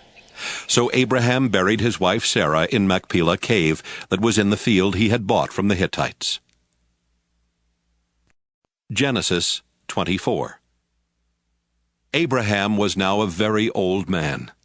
The Lord had made him rich, and he was successful in everything he did. One day Abraham called in his most trusted servant and said to him, "Solemnly promise me, in the name of the Lord, who rules heaven and earth, that you won't choose a wife for my son Isaac from the people here in the land of Canaan. Instead, go back to the land where I was born and find a wife for him from among my relatives." But the servant asked, "What if the young woman I choose refuses to leave home and come here with me? Should I send Isaac there to look for a wife?" "No," Abraham answered. "Don't ever do that, no matter what. The Lord who rules heaven brought me here from the land where I was born, and promised that he would give this land to my descendants forever. When you go back there, the Lord will send his angel ahead of you to help you find a wife for my son. If the woman refuses to come along, you don't have to keep this promise. But don't ever take my son back there." So the servant gave Abraham his word that he would do everything he had been told to do. Soon after that, the servant loaded 10 of Abraham's camels with valuable gifts. Then he set out for the city in northern Syria where Abraham's brother Nahor lived. When he got there, he let the camels rest near the well outside the city. It was late afternoon, the time when the women came out for water. The servant prayed, "You, Lord, are the God my master Abraham worships. Please keep your promise to him and let me find a wife for Isaac today. The young women of the city will soon come to this well for water, and I'll ask one of them for a drink. If she gives me a drink and then offers to get some water for my camels, I'll know she is the one you have chosen and that you have kept your promise to my master." While he was still praying, a beautiful unmarried young woman came by with a water jar on her shoulder. She was Rebekah, the daughter of Bethuel, the son of Abraham's brother Nahor, and his wife Milcah. Rebekah walked past Abraham's servant, then went over to the well and filled her water jar. When she started back, Abraham's servant ran to her and said, "Please, let me have a drink of water." "I'll be glad to," she answered. Then she quickly took the jar from her shoulder and held it while he drank. After he had finished, she said, "Now I'll give your camels all the water they want." She quickly poured out water for them, and she kept going back for more until his camels had drunk all they wanted. Abraham's servant did not say a word, but he watched everything Rebekah did, because he wanted to know for certain if this was the woman the Lord had chosen. The servant had brought along an expensive gold ring and 2 large gold bracelets. When Rebekah had finished bringing the water, he gave her the ring for her nose and the bracelets for her arms. Then he said, "Please, tell me who your father is. Does he have room in his house for me and my men to spend the night?" She answered, "My father is Bethuel, the son of Nahor and Milcah. We have a place where you and your men can stay, and we also have enough straw and feed for your camels." Then the servant bowed his head and prayed, "I thank you, Lord God of my master Abraham. You have led me to his relatives and kept your promise to him." Rebekah ran straight home and told her family everything. Her brother Laban heard her tell what the servant had said, and he saw the ring and the bracelet she was wearing. So Laban ran out to Abraham's servant, who was standing by his camels at the well. Then Laban said, "The Lord has brought you safely here. Come home with me. There's no need for you to keep on standing outside. I have a room ready for you in our house, and there's also a place for your camels." Abraham's servant went home with Laban, where Laban's servants unloaded his camels and gave them straw and feed. Then they brought water into the house, so Abraham's servant and his men could wash their feet. After that, they brought in food. But the servant said, "Before I eat, I must tell you why I have come." "Go ahead and tell us," Laban answered. The servant explained, "I am Abraham's servant. The Lord has been good to my master, and he has made him very rich. He has given him many sheep, goats, cattle, camels, and donkeys, as well as a lot of silver and gold, and many slaves. Sarah, my master's wife, didn't have any children until she was very old. Then she had a son, and my master has given him everything. I solemnly promised my master that I would do what he said, and he told me, 'Don't choose a wife for my son from the women in this land of Canaan. Instead, go back to the land where I was born, and find a wife for my son from among my relatives.' I asked my master, 'What if the young woman refuses to come with me?' My master answered, 'I have always obeyed the Lord, and he will send his angel to help you find my son a wife from among my own relatives. But if they refuse to let her come back with you, then you are freed from your promise.'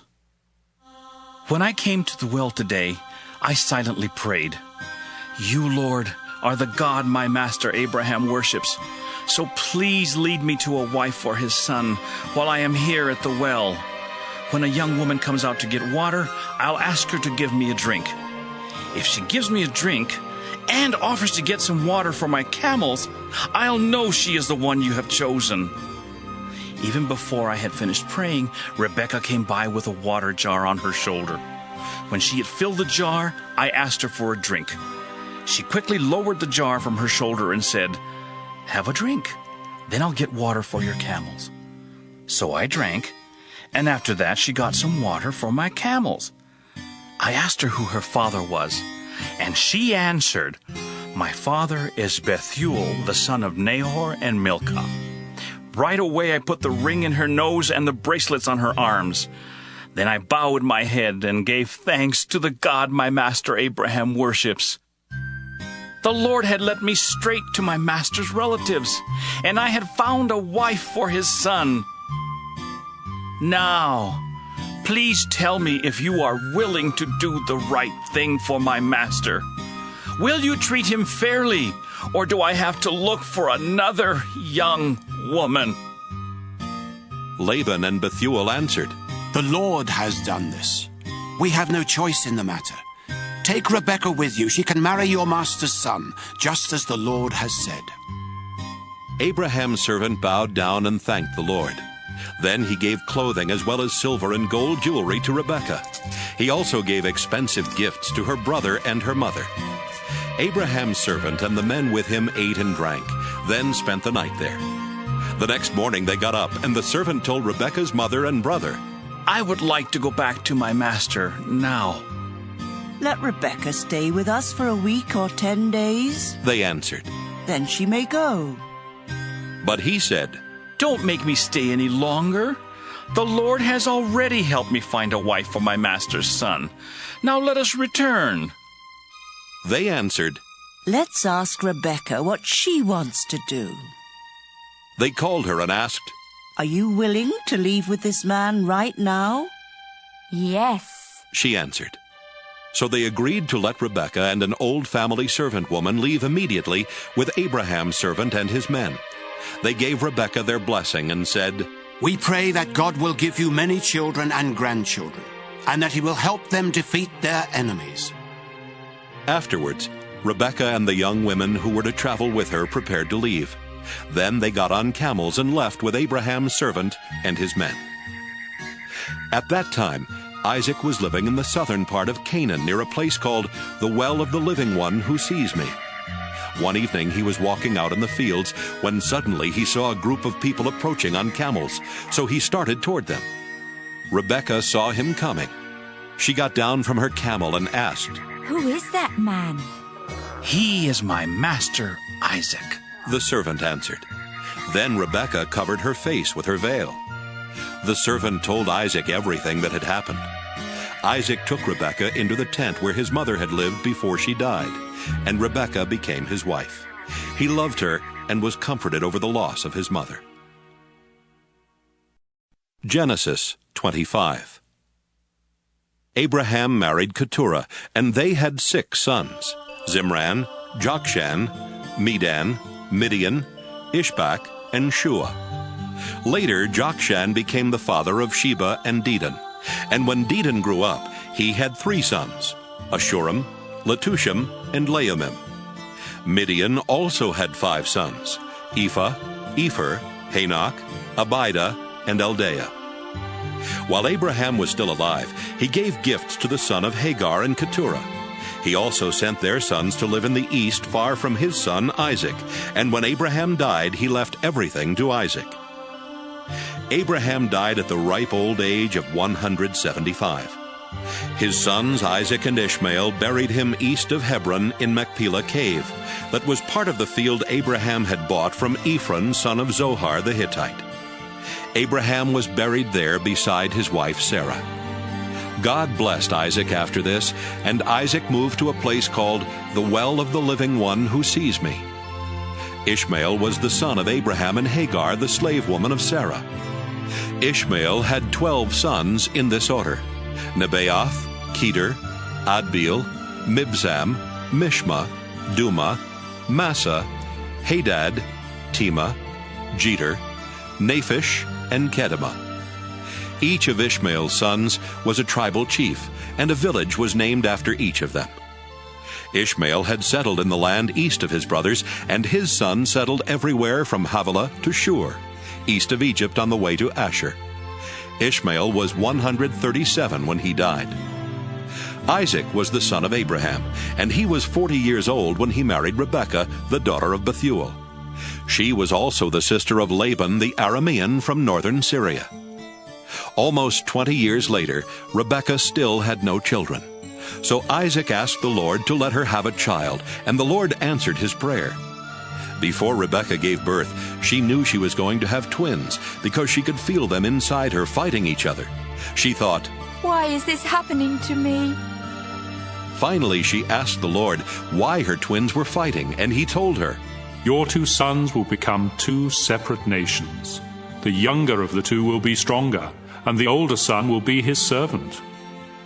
When Rebekah gave birth, the first baby was covered with red hair, so he was named Esau.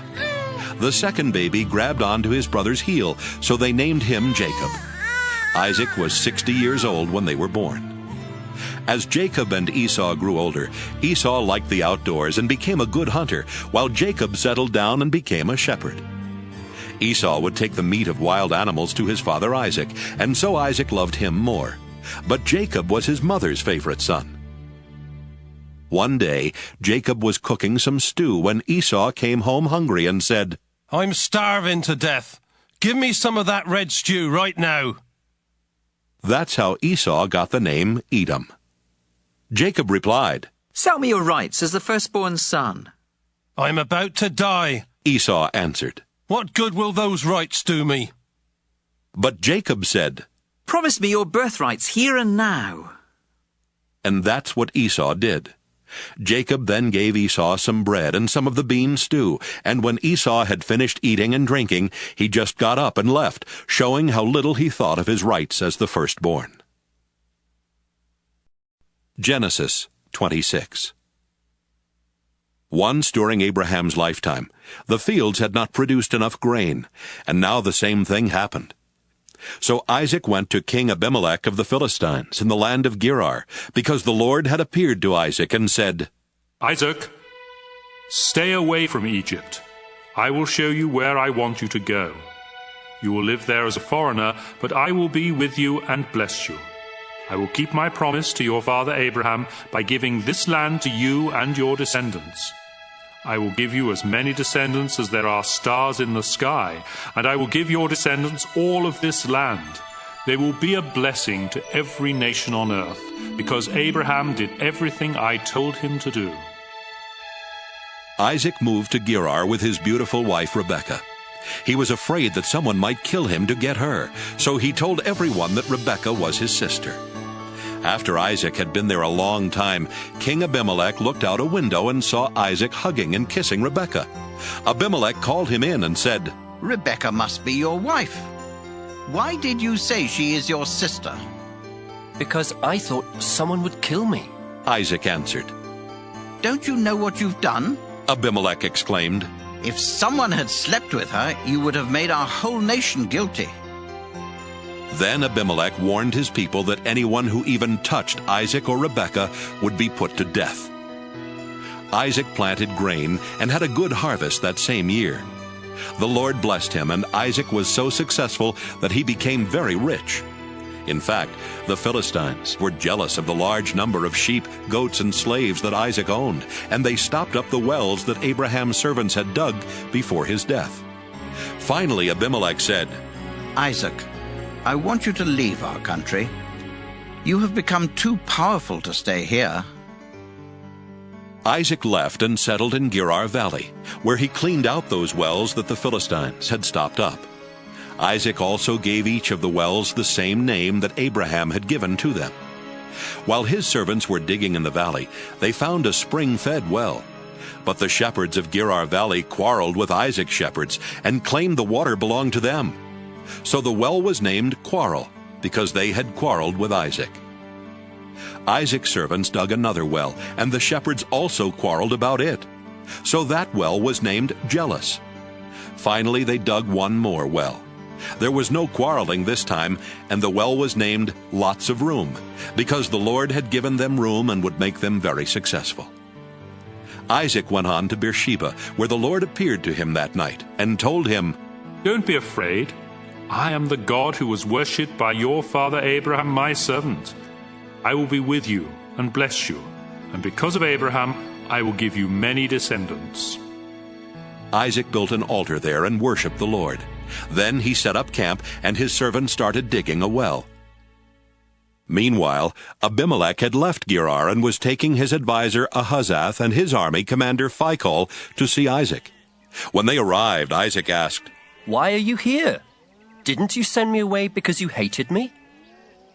They answered, We now know for certain that the Lord is with you, and we have decided there needs to be a peace treaty between you and us. So let us make a solemn agreement not to harm each other. Remember, we have never hurt you, and when we sent you away, we let you go in peace. The Lord has truly blessed you." Isaac gave a big feast for them, and everyone ate and drank. Early the next morning, Isaac and the others made a solemn agreement. Then he let them go in peace. Later that same day, Isaac's servants came and said, "We've struck water." So Isaac named the well Shibah, and the town is still called Beersheba. When Esau was 40, he married Judith, the daughter of Beeri the Hittite, and Basemath, the daughter of Elon the Hittite. But these two women brought a lot of grief to his parents, Isaac and Rebekah. Genesis 27. After Isaac had become old and almost blind, he called in his firstborn son Esau, who asked him, "Father, what can I do for you?" Isaac replied, "I am old and might die at any time. So take your bow and arrows, then go out in the fields and kill a wild animal. Cook some of that tasty food that I love so much, and bring it to me. I want to eat it once more and give you my blessing before I die." Rebekah had been listening, and as soon as Esau left to go hunting, she said to Jacob, "I heard your father tell Esau to kill a wild animal and cook some tasty food for your father before he dies. Your father said this because he wants to bless your brother with the Lord as his witness. Now, my son, listen carefully to what I want you to do. Go and kill 2 of your best young goats and bring them to me. I'll cook the tasty food that your father loves so much. Then you can take it to him, so he can eat it and give you his blessing before he dies." My brother Esau is a hairy man. Jacob reminded her, "And I am not.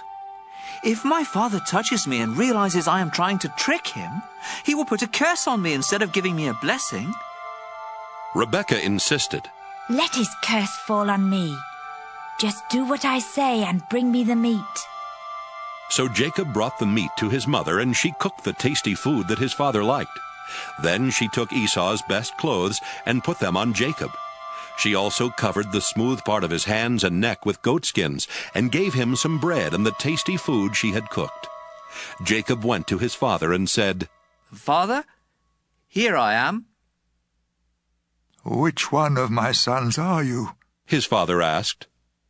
Jacob replied, "I am Esau, your firstborn, and I have done what you told me. Please sit up and eat the meat I have brought. Then you can give me your blessing." Isaac asked, "My son, how did you find an animal so quickly?" The Lord your God was kind to me," Jacob answered. "My son," Isaac said, "come closer where I can touch you and find out if you really are Esau." Jacob went closer. His father touched him and said, "You sound like Jacob, but your hands feel hairy like Esau's." And so Isaac blessed Jacob, thinking he was Esau. Isaac asked, "Are you really my son Esau?" "Yes, I am," Jacob answered. So Isaac told him, "Serve me the wild meat, and I can give you my blessing." Jacob gave him some meat, and he ate it. He also gave him some wine, and he drank it. Then Isaac said, "Son, come over here and kiss me." While Jacob was kissing him, Isaac caught the smell of his clothes and said, "The smell of my son is like a field the Lord has blessed. God will bless you, my son, with dew from heaven and with fertile fields, rich with grain and grapes. Nations will be your servants and bow down to you. You will rule over your brothers, and they will kneel at your feet. Anyone who curses you will be cursed. Anyone who blesses you will be blessed. Right after Isaac had given Jacob his blessing and Jacob had gone, Esau came back from hunting.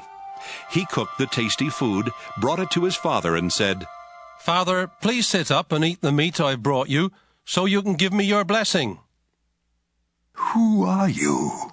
Isaac asked. "I am Esau, your firstborn son." Isaac started trembling and said, "Then who brought me some wild meat right before you came in?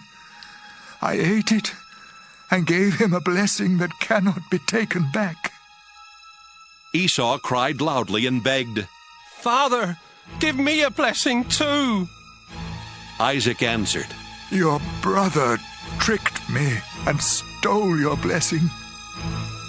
Esau replied, "My brother deserves the name Jacob, because he has already cheated me twice. The first time he cheated me out of my rights as the firstborn son, and now he has cheated me out of my blessing." Then Esau asked his father, "Don't you still have any blessing left for me?"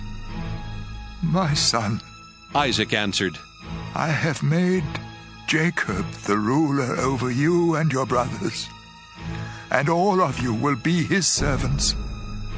I have also promised him all the grain and grapes that he needs.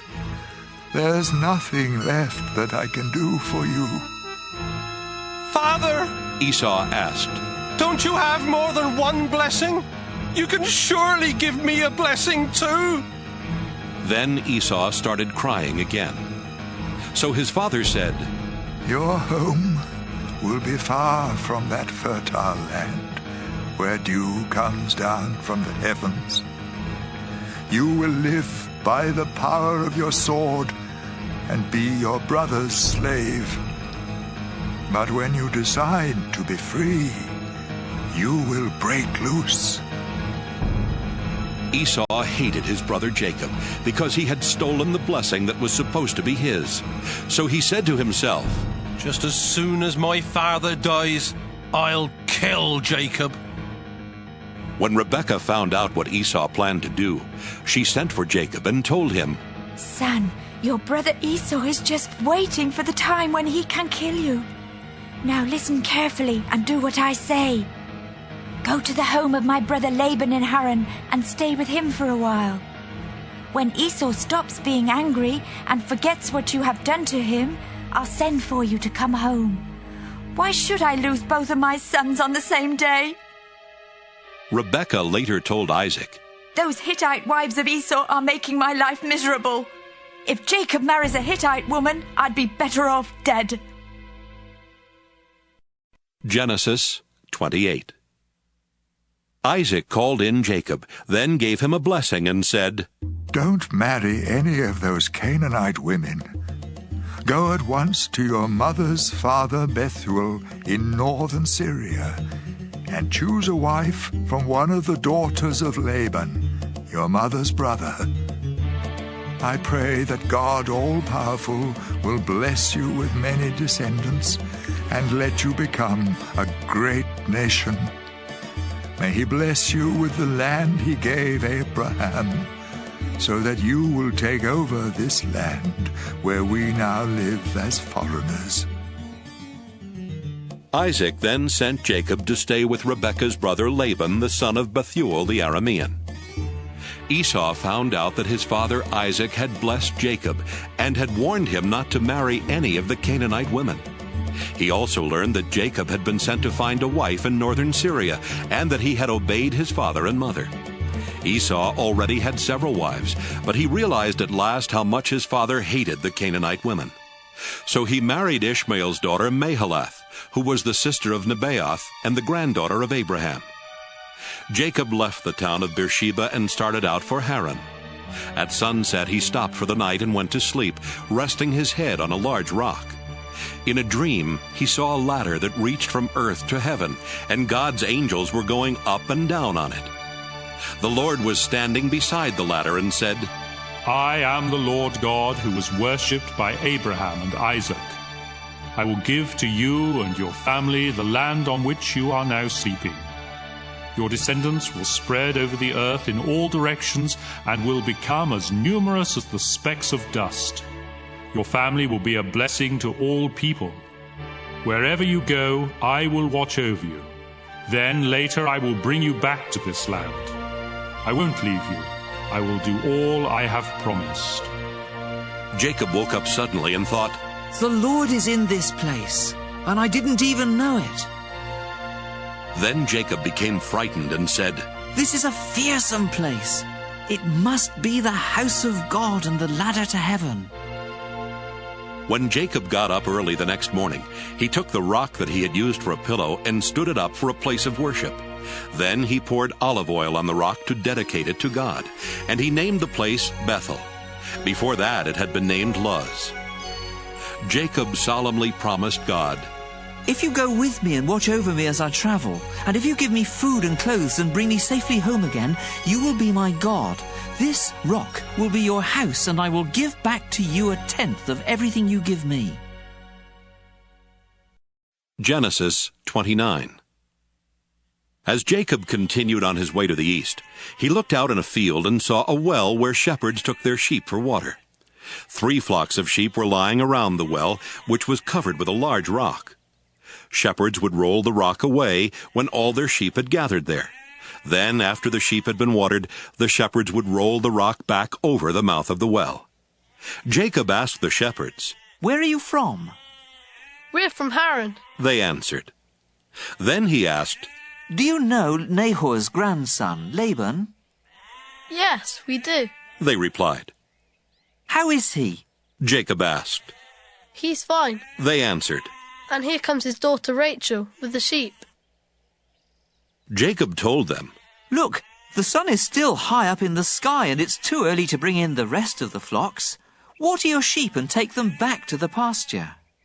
But they replied, "We can't do that until they all get here and the rock has been rolled away from the well." While Jacob was still talking with the men, his cousin Rachel came up with her father's sheep. When Jacob saw her and his uncle's sheep, he rolled the rock away and watered the sheep. He then kissed Rachel and started crying because he was so happy. He told her that he was the son of her aunt Rebekah, and she ran and told her father about him. As soon as Laban heard the news, he ran out to meet Jacob. He hugged and kissed him and brought him to his home, where Jacob told him everything that had happened. Laban said, "You are my nephew, and you are like one of my own family." After Jacob had been there for a month, Laban said to him, "You shouldn't have to work without pay, just because you are a relative of mine. What do you want me to give you?" Laban had 2 daughters. Leah was older than Rachel, but her eyes didn't sparkle, while Rachel was beautiful and had a good figure. Since Jacob was in love with Rachel, he answered, "If you will let me marry Rachel, I'll work 7 years for you." Laban replied, "It's better for me to let you marry Rachel than for someone else to have her. So stay and work for me." Jacob worked 7 years for Laban, but the time seemed like only a few days because he loved Rachel so much. Jacob said to Laban, "The time is up, and I want to marry Rachel now." So Laban gave a big feast and invited all their neighbors. But that evening he brought Leah to Jacob, who married her and spent the night with her. Laban also gave Zilpah to Leah as her servant woman. The next morning Jacob found out that he had married Leah, and he asked Laban, "Why did you do this to me? Didn't I work to get Rachel? Why did you trick me?" Laban replied, "In our country, the older daughter must get married first. After you spend this week with Leah, you may also marry Rachel. But you will have to work for me another 7 years." At the end of the week of celebration, Laban let Jacob marry Rachel, and he gave her his servant woman Bilhah. Jacob loved Rachel more than he did Leah, but he had to work another 7 years for Laban. The Lord knew that Jacob loved Rachel more than he did Leah, and so he gave children to Leah, but not to Rachel. Leah gave birth to a son and named him Reuben, because she said, "The Lord has taken away my sorrow. Now my husband will love me more than he does Rachel." She had a second son, and named him Simeon, because she said, The Lord has heard that my husband doesn't love me. When Leah's third son was born, she said, Now my husband will hold me close. So this son was named Levi. She had one more son and named him Judah, because she said, I'll praise the Lord. Genesis 30. Rachel was very jealous of Leah for having children, and she said to Jacob, I'll die if you don't give me some children. But Jacob became upset with Rachel and answered, Don't blame me. I'm not God. Here, take my servant Bilhah. Rachel told him. Have children by her, and I'll let them be born on my knees, to show that they are mine. Then Rachel let Jacob marry Bilhah, and they had a son. Rachel named him Dan because she said, God has answered my prayers. He has judged me and given me a son. When Bilhah and Jacob had a second son, Rachel said, I've struggled hard with my sister, and I've won. So she named the boy Naphtali. When Leah realized she could not have any more children, she let Jacob marry her servant Zilpah, and they had a son. I'm really lucky, Leah said, and she named the boy Gad. When they had another son, Leah exclaimed, I'm happy now, and all the women will say how happy I am. So she named him Asher. During the time of the wheat harvest, Reuben found some love flowers and took them to his mother Leah. Rachel asked Leah for some of them, but Leah said, It's bad enough that you stole my husband. Now you want my son's love flowers too. All right, Rachel answered. Let me have the flowers, and you can sleep with Jacob tonight. That evening, when Jacob came in from the fields, Leah told him, You're sleeping with me tonight. I hired you with my son's love flowers. They slept together that night, and God answered Leah's prayers by giving her a fifth son. Leah shouted, God has rewarded me for letting Jacob marry my servant. And she named the boy Issachar. When Leah had another son, she exclaimed, God has given me a wonderful gift, and my husband will praise me for giving him 6 sons. So she named the boy Zebulun.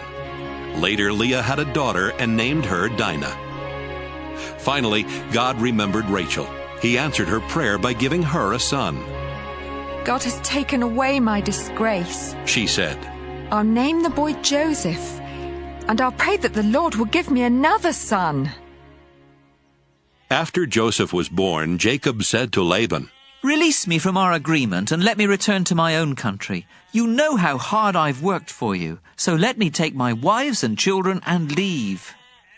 But Laban told him, If you really are my friend, stay on, and I'll pay whatever you ask. I'm sure the Lord has blessed me because of you. Jacob answered, You've seen how hard I've worked for you, and you know how your flocks and herds have grown under my care. You didn't have much before I came, but the Lord has blessed everything I have ever done for you. Now it's time for me to start looking out for my own family. How much do you want me to pay you? Laban asked. Then Jacob told him, I don't want you to pay me anything. Just do one thing, and I'll take care of your sheep and goats. Let me go through your flocks and herds and take the sheep and goats that are either spotted or speckled, and the black lambs. That's all you need to give me. In the future, you can easily find out if I've been honest. Just look and see if my animals are either spotted or speckled, or if the lambs are black. If they aren't, they've been stolen from you. I agree to that, was Laban's response. Before the end of the day, Laban had separated his spotted and speckled animals and the black lambs from the others, and had put his sons in charge of them. Then Laban made Jacob keep the rest of the sheep and goats at a distance of 3 days' journey. Jacob cut branches from some poplar trees and from some almond and evergreen trees. He peeled off part of the bark and made the branches look spotted and speckled.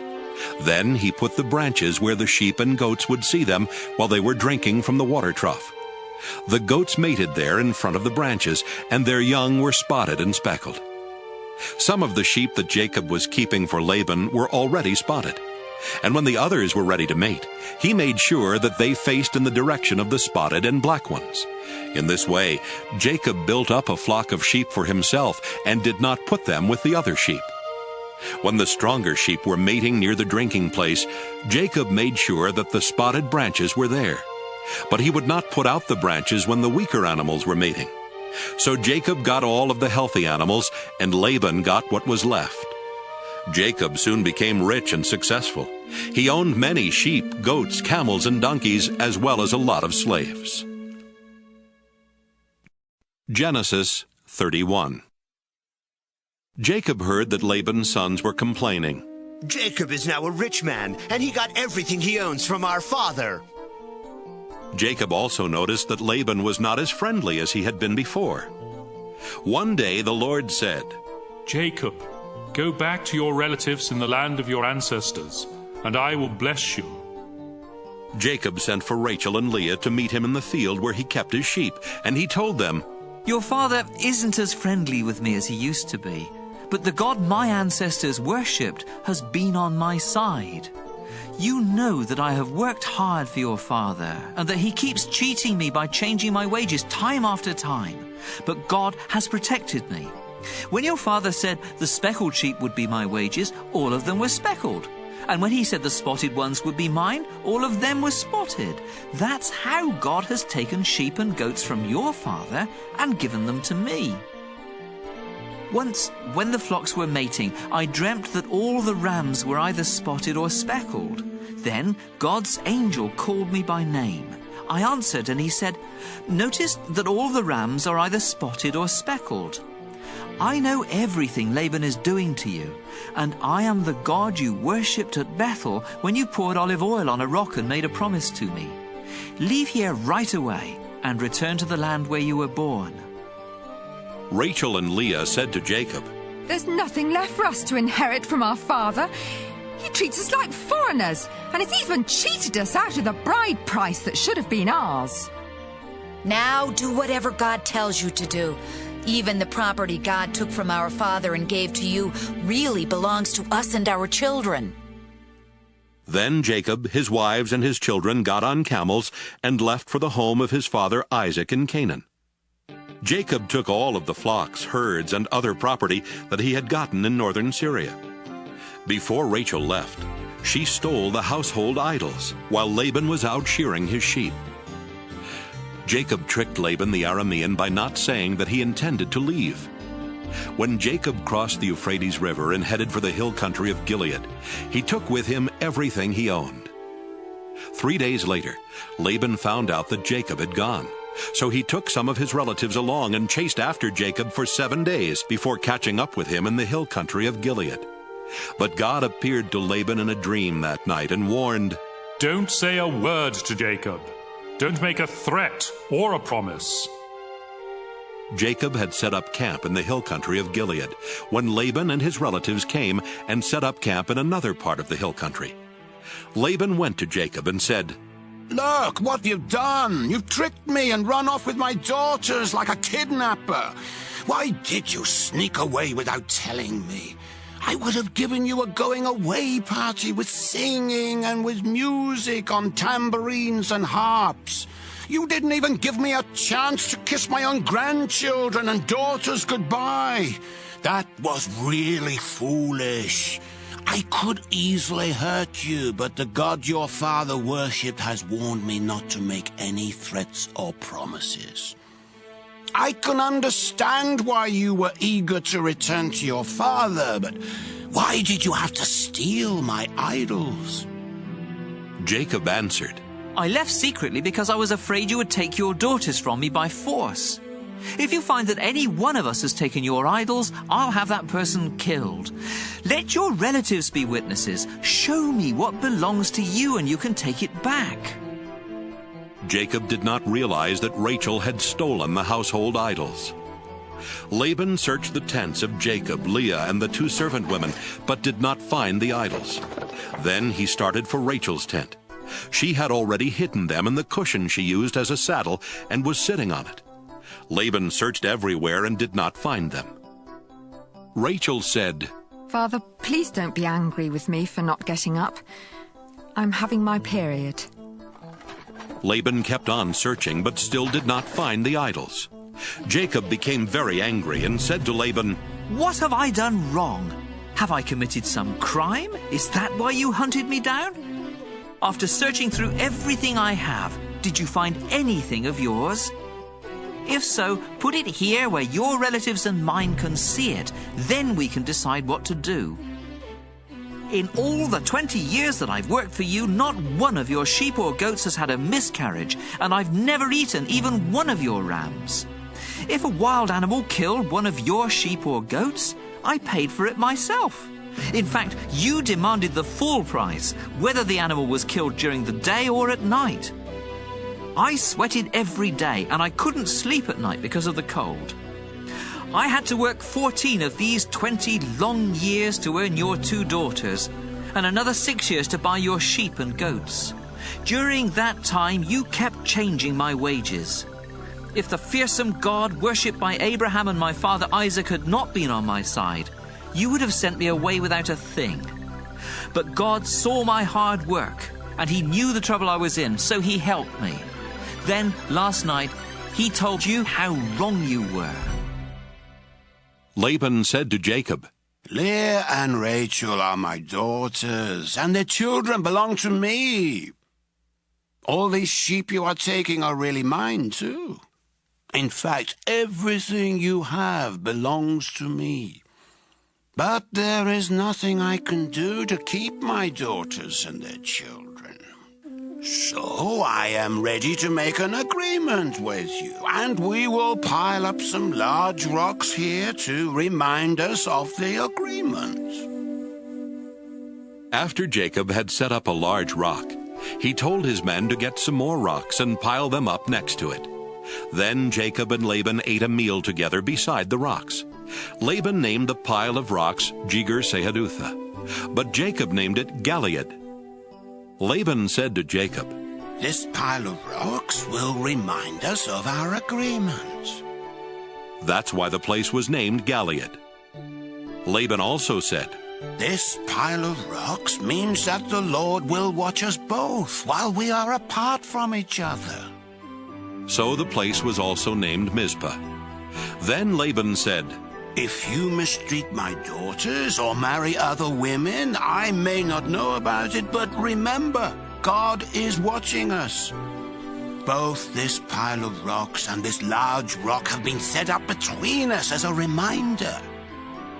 I must never go beyond them to attack you, and you must never go beyond them to attack me.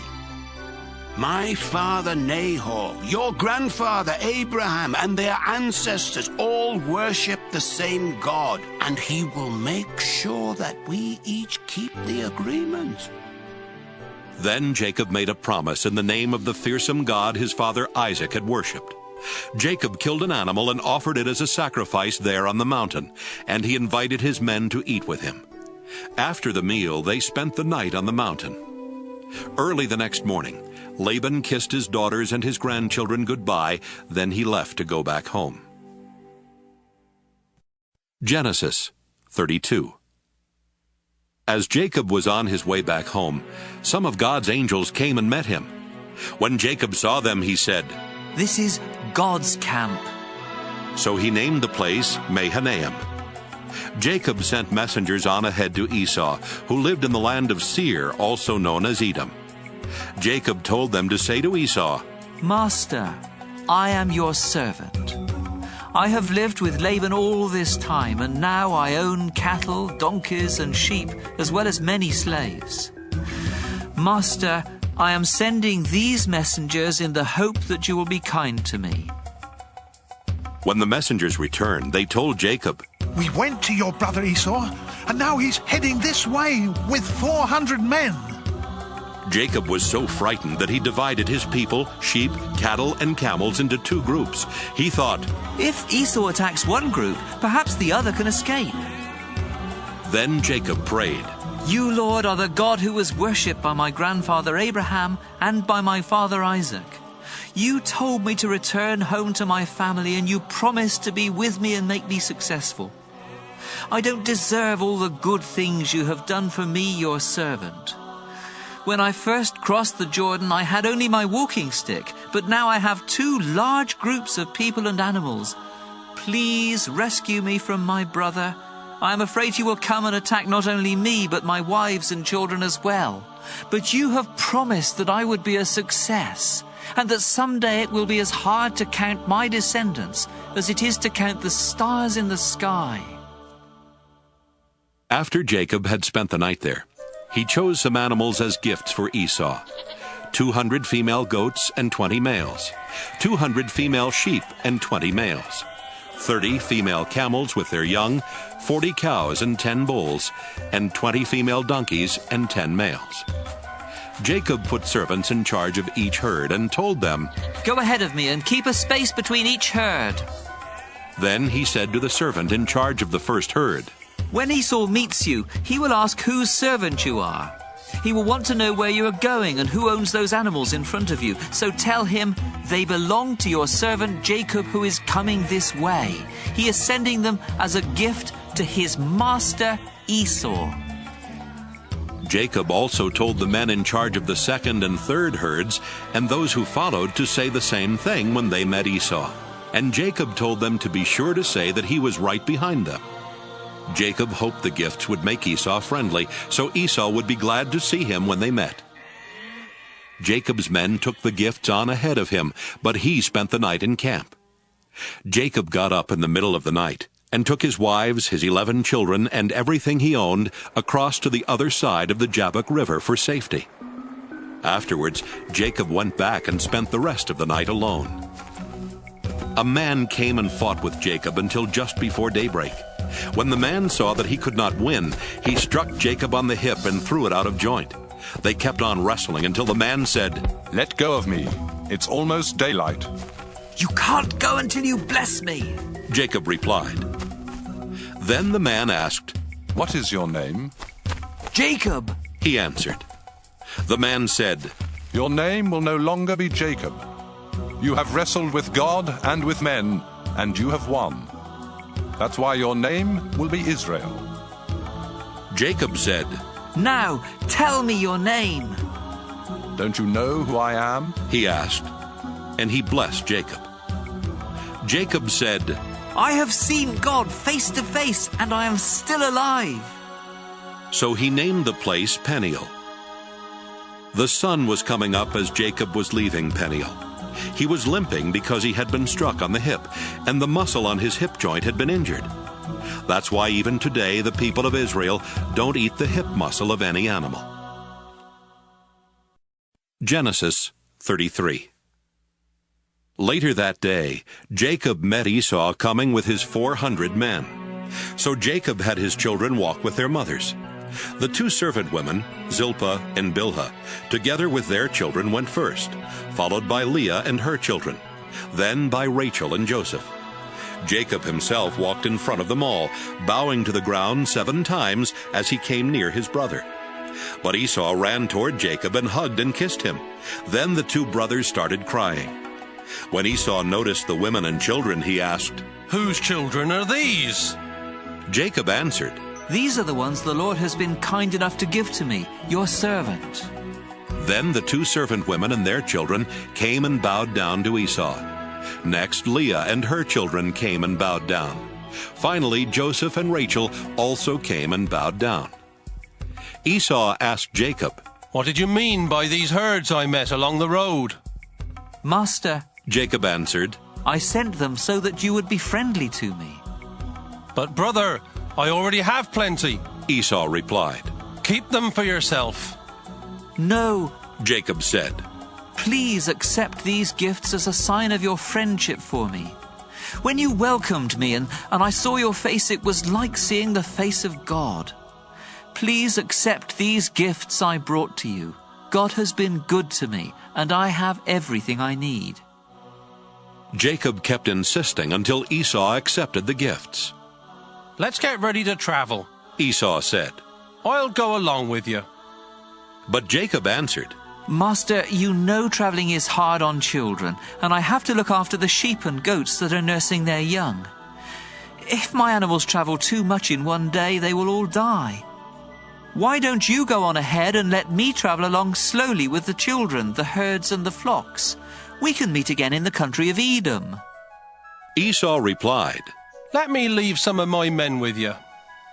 "You don't have to do that," Jacob answered. "I am happy simply knowing that you are friendly to me." So Esau left for Edom. But Jacob went to Succoth, where he built a house for himself and set up shelters for his animals. That's why the place is called Succoth. After leaving northern Syria, Jacob arrived safely at Shechem in Canaan and set up camp outside the city. The land where he camped was owned by the descendants of Hamor, the father of Shechem. So Jacob paid them 100 pieces of silver for the property. Then he set up his tents and built an altar there to honor the God of Israel. Genesis 34. Dinah, the daughter of Jacob and Leah, went to visit some of the women who lived there. She was seen by Hamor's son Shechem, the leader of the Hivites, and he grabbed her and raped her. But Shechem was attracted to Dinah, so he told her how much he loved her. He even asked his father to get her for his wife. Meanwhile, Jacob heard what had happened. But his sons were out in the fields with the cattle, so he did not do anything at the time. Hamor arrived at Jacob's home just as Jacob's sons were coming in from work. When they learned that their sister had been raped, they became furiously angry. Nothing is more disgraceful than rape, and it should not be tolerated in Israel. Hamor said to Jacob and his sons, "My son Shechem really loves Dinah. Please, let him marry her. Why don't you start letting your families marry into our families, and ours marry into yours? You can share this land with us. Move freely about until you find the property you want. Then buy it and settle down here." Shechem added, "Do this favor for me, and I'll give whatever you want. Ask anything, no matter how expensive. I'll do anything. Just let me marry Dinah." Jacob's sons wanted to get even with Shechem and his father because of what had happened to their sister. So they tricked them by saying, "You're not circumcised.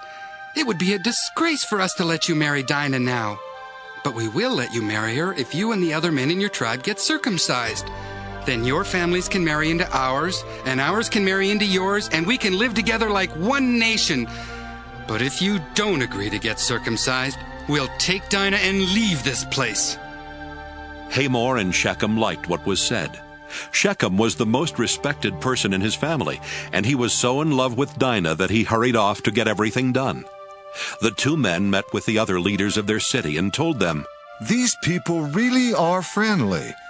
Why not let them move freely about until they find the property they want? There's enough land here for them and for us. Then our families can marry into theirs, and theirs can marry into ours." We have to do only one thing before they'll agree to stay here and become one nation with us. Our men will have to be circumcised like their men. Just think, we'll get their property as well as their flocks and herds. All we have to do is to agree, and they'll live here with us. Every grown man followed this advice and got circumcised. 3 days later, the men who had been circumcised were still weak from pain. So Simeon and Levi, two of Dinah's brothers, attacked with their swords and killed every man in town, including Hamor and Shechem. Then they took Dinah and left. Jacob's other sons came and took everything they wanted. All this was done because of the horrible thing that had happened to their sister. They took sheep, goats, donkeys, and everything else that was in the town or the fields. After taking everything of value from the houses, they dragged away the wives and children of their victims. Jacob said to Simeon and Levi, "Look what you've done. Now I'm in real trouble with the Canaanites and Perizzites who live around here. There aren't many of us, and if they attack, they'll kill everyone in my household." They answered, "Was it right to let our own sister be treated that way?" Genesis 35. God told Jacob, "Return to Bethel, where I appeared to you when you were running from your brother Esau. Make your home there and build an altar for me." Jacob said to his family and to everyone else who was traveling with him, Get rid of your foreign gods. Then make yourselves acceptable to worship God and put on clean clothes. Afterwards, we'll go to Bethel. I will build an altar there for God who answered my prayers when I was in trouble and who has always been at my side." So everyone gave Jacob their idols and their earrings, and he buried them under the oak tree near Shechem.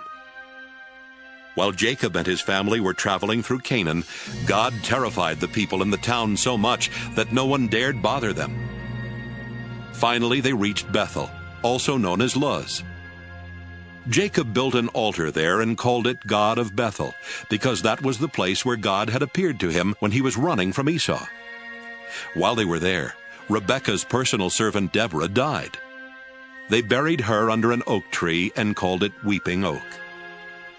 After Jacob came back to the land of Canaan, God appeared to him again.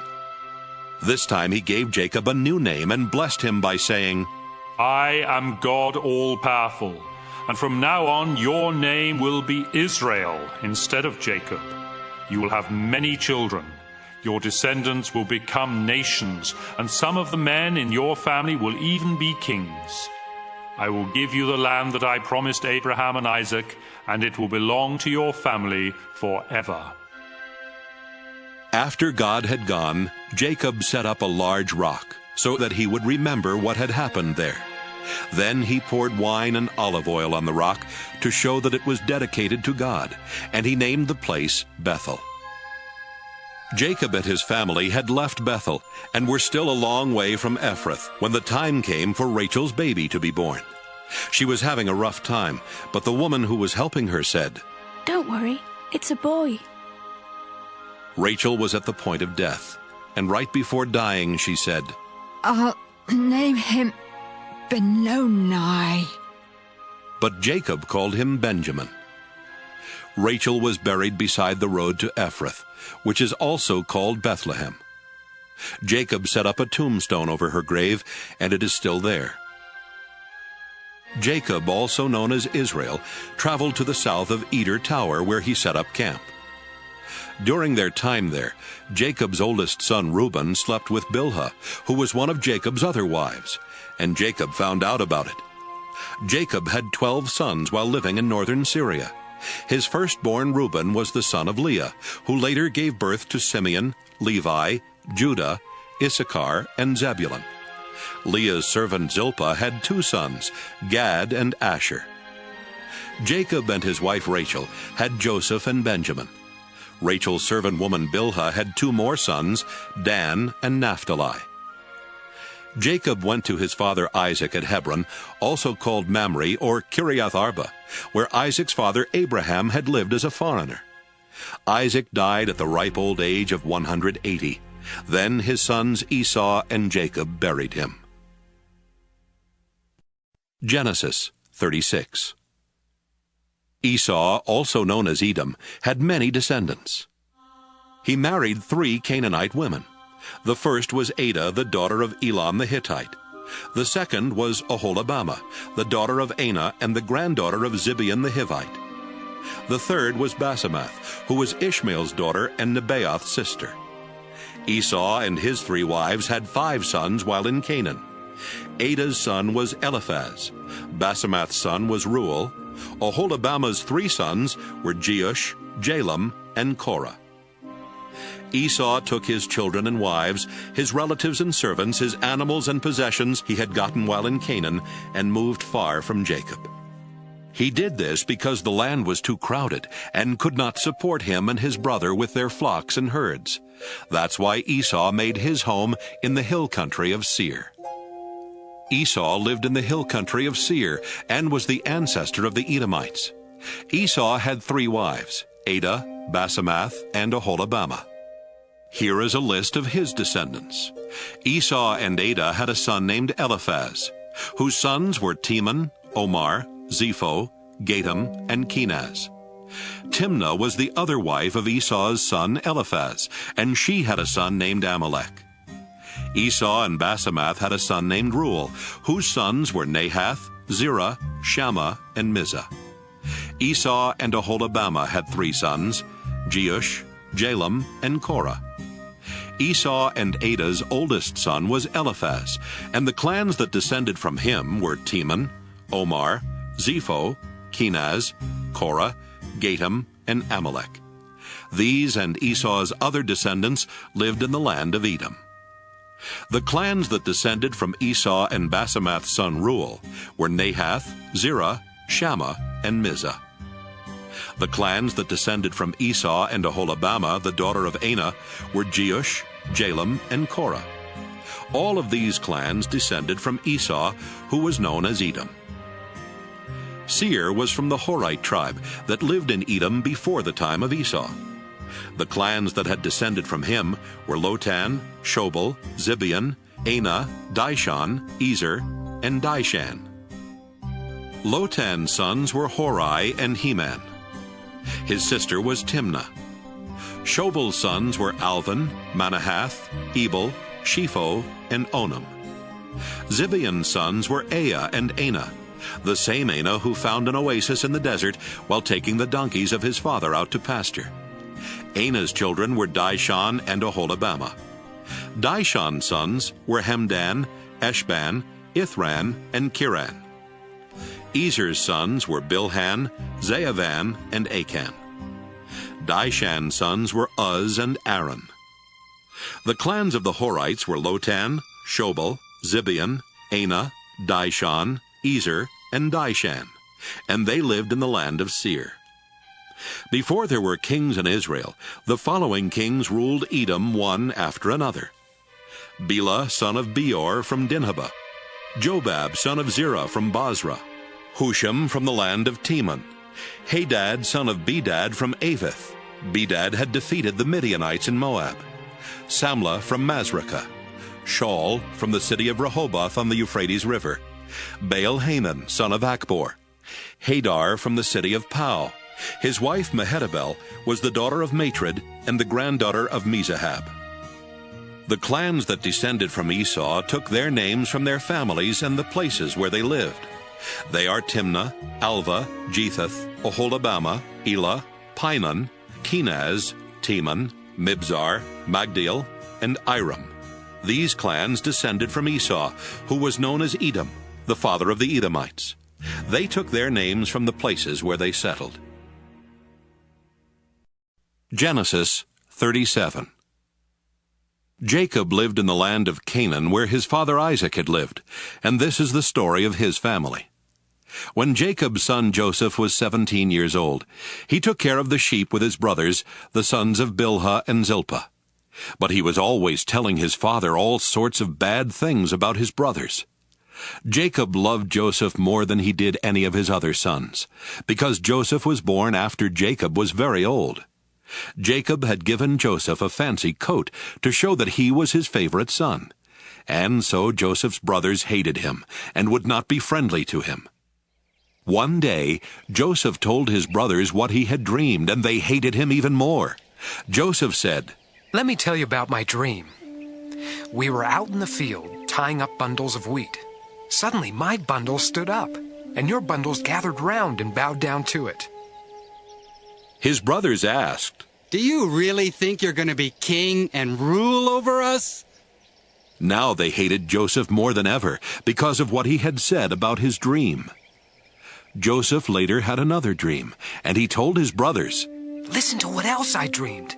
The sun, the moon, and 11 stars bowed down to me." When he told his father about this dream, his father became angry and said, "What's that supposed to mean? Are your mother and I and your brothers all going to come and bow down in front of you?" Joseph's brothers were jealous of him, but his father kept wondering about the dream. One day when Joseph's brothers had taken the sheep to a pasture near Shechem, his father Jacob said to him, "I want you to go to your brothers. They are with the sheep near Shechem." "Yes, sir," Joseph answered. His father said, "Go and find out how your brothers and the sheep are doing. Then come back and let me know." So he sent him from Hebron Valley. Joseph was near Shechem and wandering through the fields when a man asked, "What are you looking for?" Joseph answered, "I'm looking for my brothers who are watching the sheep. Can you tell me where they are?" "They're not here anymore," the man replied. I overheard them say they were going to Dothan. Joseph left and found his brothers in Dothan. But before he got there, they saw him coming and made plans to kill him. They said to one another, "Look, here comes the hero of those dreams. Let's kill him and throw him into a pit and say that some wild animal ate him. Then we'll see what happens to those dreams." Reuben heard this and tried to protect Joseph from them. "Let's not kill him," he said. "Don't murder him or even harm him. Just throw him into a dry well out here in the desert." Reuben planned to rescue Joseph later and take him back to his father. When Joseph came to his brothers, they pulled off his fancy coat and threw him into a dry well. As Joseph's brothers sat down to eat, they looked up and saw a caravan of Ishmaelites coming from Gilead. Their camels were loaded with all kinds of spices that they were taking to Egypt. So Judah said, "What will we gain if we kill our brother and hide his body? Let's sell him to the Ishmaelites and not harm him. After all, he is our brother." And the others agreed. When the Midianite merchants came by, Joseph's brothers took him out of the well, and for 20 pieces of silver they sold him to the Ishmaelites, who took him to Egypt. When Reuben returned to the well and did not find Joseph there, he tore his clothes in sorrow. Then he went back to his brothers and said, "The boy is gone! What am I going to do?" Joseph's brothers killed a goat and dipped Joseph's fancy coat in its blood. After this, they took the coat to their father and said, "We found this. Look at it carefully and see if it belongs to your son." Jacob knew it was Joseph's coat and said, "It's my son's coat. Joseph has been torn to pieces and eaten by some wild animal." Jacob mourned for Joseph a long time, and to show his sorrow, he tore his clothes and wore sackcloth. All of Jacob's children came to comfort him, but he refused to be comforted. "No," he said, "I will go to my grave mourning for my son." So Jacob kept on grieving. Meanwhile, the Midianites had sold Joseph in Egypt to a man named Potiphar, who was the king's official in charge of the palace guard. Genesis 38. About that time, Judah left his brothers in the hill country and went to live near his friend Hira in the town of Adullam. While there, he met the daughter of Shua, a Canaanite man. Judah married her, and they had 3 sons. He named the first one She named the next one Onan. The third one was born when Judah was in Chezib, and she named him Shelah. Later, Judah chose Tamar as a wife for his oldest son. But was very evil, and the Lord took his life. So Judah told Onan, "It's your duty to marry Tamar and have a child for your brother." Onan knew the child would not be his, and when he had sex with Tamar, he made sure that she would not get pregnant. The Lord wasn't pleased with Onan and took his life too. Judah did not want the same thing to happen to his son Shelah, and he told Tamar, "Go home to your father and live there as a widow until my son Shelah is grown." So Tamar went to live with her father. Some years later, Judah's wife died, and he mourned for her. He then went with his friend Hira to the town of Timnah, where his sheep were being sheared. Tamar found out that her father-in-law Judah was going to Timnah to shear his sheep. She also realized that Shelah was now a grown man, but she had not been allowed to marry him. So she decided to dress in something other than her widow's clothes and to cover her face with a veil. After this, she sat outside the town of Enaim on the road to Timnah. When Judah came along, he did not recognize her because of the veil. He thought she was a prostitute and asked her to sleep with him. She asked, "What will you give me if I do?" "One of my young goats," he answered. "What will you give me to keep until you send the goat?" she asked. "What do you want?" he asked in return. "The ring on that cord around your neck," was her reply. "I also want the special walking stick you have with you." He gave them to her. They slept together, and she became pregnant. After returning home, Tamar took off the veil and dressed in her widow's clothes again. Judah had his friend Hira take a goat to the woman, so he could get back the ring and walking stick, but she wasn't there. Hira asked the people of Enaim, "Where is the prostitute who sat along the road outside your town?"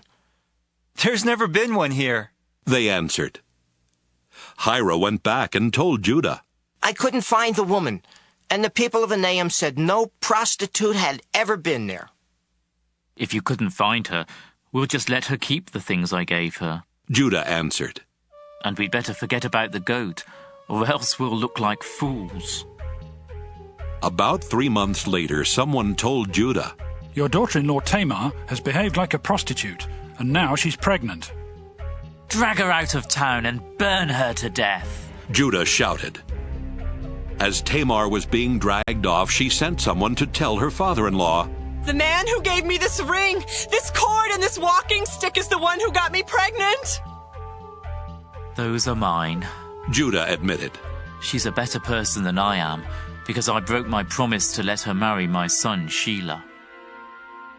After this, Judah never slept with her again.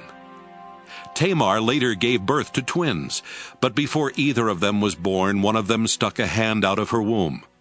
The woman who was helping tied a red thread around the baby's hand and explained, "This one came out first." Right away his hand went back in, and the other child was born first. The woman then said, "What an opening you've made for yourself." So they named the baby Perez.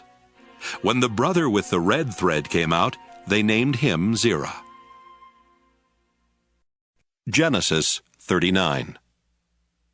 The Ishmaelites took Joseph to Egypt and sold him to Potiphar, the king's official in charge of the palace guard. So Joseph lived in the home of Potiphar, his Egyptian owner. Soon Potiphar realized that the Lord was helping Joseph to be successful in whatever he did. Potiphar liked Joseph and made him his personal assistant, putting him in charge of his house and all of his property. Because of Joseph, the Lord began to bless Potiphar's family and fields. Potiphar left everything up to Joseph, and with Joseph there, the only decision he had to make was what he wanted to eat. Joseph was well-built and handsome, and Potiphar's wife soon noticed him. She asked him to make love to her, but he refused and said, "My master isn't worried about anything in his house because he has placed me in charge of everything he owns. No one in my master's house is more important than I am. The only thing he hasn't given me is you, and that's because you are his wife. I won't sin against God by doing such a terrible thing as this." She kept begging Joseph day after day, but he refused to do what she wanted or even to go near her. One day, Joseph went to Potiphar's house to do his work, and none of the other servants were there. Potiphar's wife grabbed hold of his coat and said, "Make love to me." Joseph ran out of the house, leaving her hanging onto his coat. When this happened, she called in her servants and said, "Look, this Hebrew has come just to make fools of us. He tried to rape me, but I screamed for help, and when he heard me scream, he ran out of the house, leaving his coat with me." Potiphar's wife kept Joseph's coat until her husband came home. Then she said, "That Hebrew slave of yours tried to rape me, but when I screamed for help, he left his coat and ran out of the house." Potiphar became very angry and threw Joseph in the same prison where the king's prisoners were kept. While Joseph was in prison, the Lord helped him and was good to him. He even made the jailer like Joseph so much that he put him in charge of the other prisoners and of everything that was done in the jail. The jailer did not worry about anything because the Lord was with Joseph and made him successful in all that he did. Genesis 40. While Joseph was in prison, both the king's personal servant and his chief cook made the king angry, so he had them thrown into the same prison with Joseph. They spent a long time in prison, and Potiphar, the official in charge of the palace guard, made Joseph their servant. One night, each of the two men had a dream, but their dreams had different meanings. The next morning, when Joseph went to see the men, he could tell they were upset, and he asked, "Why are you so worried today?" "We each had a dream last night, They answered. And there's no one to tell us what they mean. Joseph replied, Doesn't God know the meaning of dreams? Now, tell me what you dreamed. The king's personal servant told Joseph, In my dream, I saw a vine with 3 branches. As soon as it budded, it blossomed, and its grapes became ripe. I held the king's cup and squeezed the grapes into it. Then I gave the cup to the king. Joseph said, This is the meaning of your dream. The 3 branches stand for 3 days, and in 3 days the king will pardon you. He will make you his personal servant again, and you will serve him his wine just as you used to do. But when these good things happen, please don't forget to tell the king about me so I can get out of this place. I was kidnapped from the land of the Hebrews, and here in Egypt I haven't done anything to deserve being thrown in jail. When the chief cook saw that Joseph had given a good meaning to the dream, he told Joseph, I also had a dream. In it, I was carrying 3 bread baskets stacked on top of my head. The top basket was full of all kinds of baked things for the king, but birds were eating them. Joseph said, This is the meaning of your dream. The 3 baskets are 3 days, and in 3 days the king will cut off your head. He will hang your body on a pole, and birds will come and peck at it. 3 days later, while the king was celebrating his birthday with a dinner for his officials, he sent for his personal servant and the chief cook. He put the personal servant back in his old job and had the cook put to death. Everything happened just as Joseph had said it would, but the king's personal servant completely forgot about Joseph.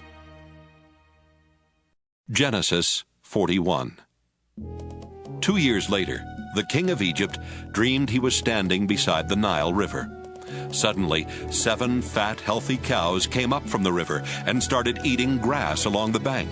Then 7 ugly, skinny cows came up out of the river and ate the fat, healthy cows. When this happened, the king woke up. The king went back to sleep and had another dream. This time, 7 full heads of grain were growing on a single stalk. Later, 7 other heads of grain appeared, but they were thin and scorched by the east wind. The thin heads of grain swallowed the 7 full heads. Again the king woke up, and it had only been a dream.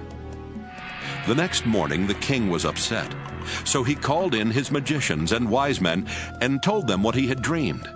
None of them could tell him what the dreams meant. The king's personal servant said, Now I remember what I was supposed to do. When you were angry with me and your chief cook, you threw us both in jail in the house of the captain of the guard. One night, we both had dreams, and each dream had a different meaning. A young Hebrew, who was a servant of the captain of the guard, was there with us at the time. When we told him our dreams, he explained what each of them meant, and everything happened just as he said it would. I got my job back, and the cook was put to death. The king sent for Joseph, who was quickly brought out of jail. He shaved, changed his clothes, and went to the king. The king said to him, I had a dream, yet no one can explain what it means. I am told that you can interpret dreams. Your Majesty, Joseph answered, I can't do it myself, but God can give a good meaning to your dreams. The king told Joseph, I dreamed I was standing on the bank of the Nile River. I saw 7 fat, healthy cows come up out of the river. They began feeding on the grass. Next, 7 skinny, bony cows came up out of the river. I have never seen such terrible-looking cows anywhere in Egypt. The skinny cows ate the fat ones, but you couldn't tell it because these skinny cows were just as skinny as they were before. Right away, I woke up. I also dreamed that I saw 7 heads of grain growing on one stalk. The heads were full and ripe. Then 7 other heads of grain came up. They were thin and scorched by a wind from the desert. These heads of grain swallowed the full ones. I told my dreams to the magicians, but none of them could tell me the meaning of the dreams. Joseph replied, Your Majesty, both of your dreams mean the same thing, and in them God has shown what he is going to do. The 7 good cows stand for 7 years, and so do the 7 good heads of grain. The 7 skinny, ugly cows that came up later also stand for 7 years, as do the 7 bad heads of grain that were scorched by the east wind. The dreams mean there will be 7 years when there won't be enough grain. It is just as I said. God has shown what he intends to do. For 7 years, Egypt will have more than enough grain, but that will be followed by 7 years when there won't be enough. The good years of plenty will be forgotten, and everywhere in Egypt, people will be starving. The famine will be so bad that no one will remember that once there had been plenty. God has given you 2 dreams to let you know that he has definitely decided to do this, and that he will do it soon. Your Majesty, you should find someone who is wise and will know what to do, so that you can put him in charge of all Egypt. Then appoint some other officials to collect 1/5 of every crop harvested in Egypt during the 7 years when there is plenty. Give them the power to collect the grain during those good years and to store it in your cities. It can be stored until it is needed during the 7 years when there won't be enough grain in Egypt. This will keep the country from being destroyed because of the lack of food. The king and his officials liked this plan. So the king said to them, No one could possibly handle this better than Joseph, since the Spirit of God is with him. The king told Joseph, God is the only one who has shown you these things. No one else is as wise as you are or knows as much as you do. I'm putting you in charge of my palace, and everybody will have to obey you. No one will be over you except me. You are now governor of all Egypt. Then the king took off his royal ring and put it on Joseph's finger. He gave him fine clothes to wear and placed a gold chain around his neck. He also let him ride in the chariot next to his own, and people shouted, Make way for Joseph! So Joseph was governor of Egypt. The king told Joseph, Although I'm king, no one in Egypt is to do anything without your permission. He gave Joseph the Egyptian name Zaphanath-Paneah, and he let him marry Asenath, the daughter of Potipharah, a priest in the city of Heliopolis. Joseph traveled all over Egypt. Joseph was 30 when the king made him governor, and he went everywhere for the king. For 7 years there were big harvests of grain. Joseph collected and stored up the extra grain in the cities of Egypt near the fields where it was harvested. In fact, there was so much grain that they stopped keeping record, because it was like counting the grains of sand along the beach. Joseph and his wife had 2 sons before the famine began. Their first son was named Manasseh, which means, God has let me forget all my troubles and my family back home. His second son was named Ephraim, which means, God has made me a success in the land where I suffered. Egypt's 7 years of plenty came to an end, and the 7 years of famine began, just as Joseph had said. There was not enough food in other countries, but all over Egypt there was plenty. When the famine finally struck Egypt, the people asked the king for food, but he said, Go to Joseph and do what he tells you to do. The famine became bad everywhere in Egypt. So Joseph opened the storehouses and sold the grain to the Egyptians. People from all over the world came to Egypt because the famine was severe in their countries. Genesis 42. When Jacob found out there was grain in Egypt, he said to his sons, Why are you just sitting here, staring at one another? I have heard there is grain in Egypt. Now go down and buy some so we won't starve to death.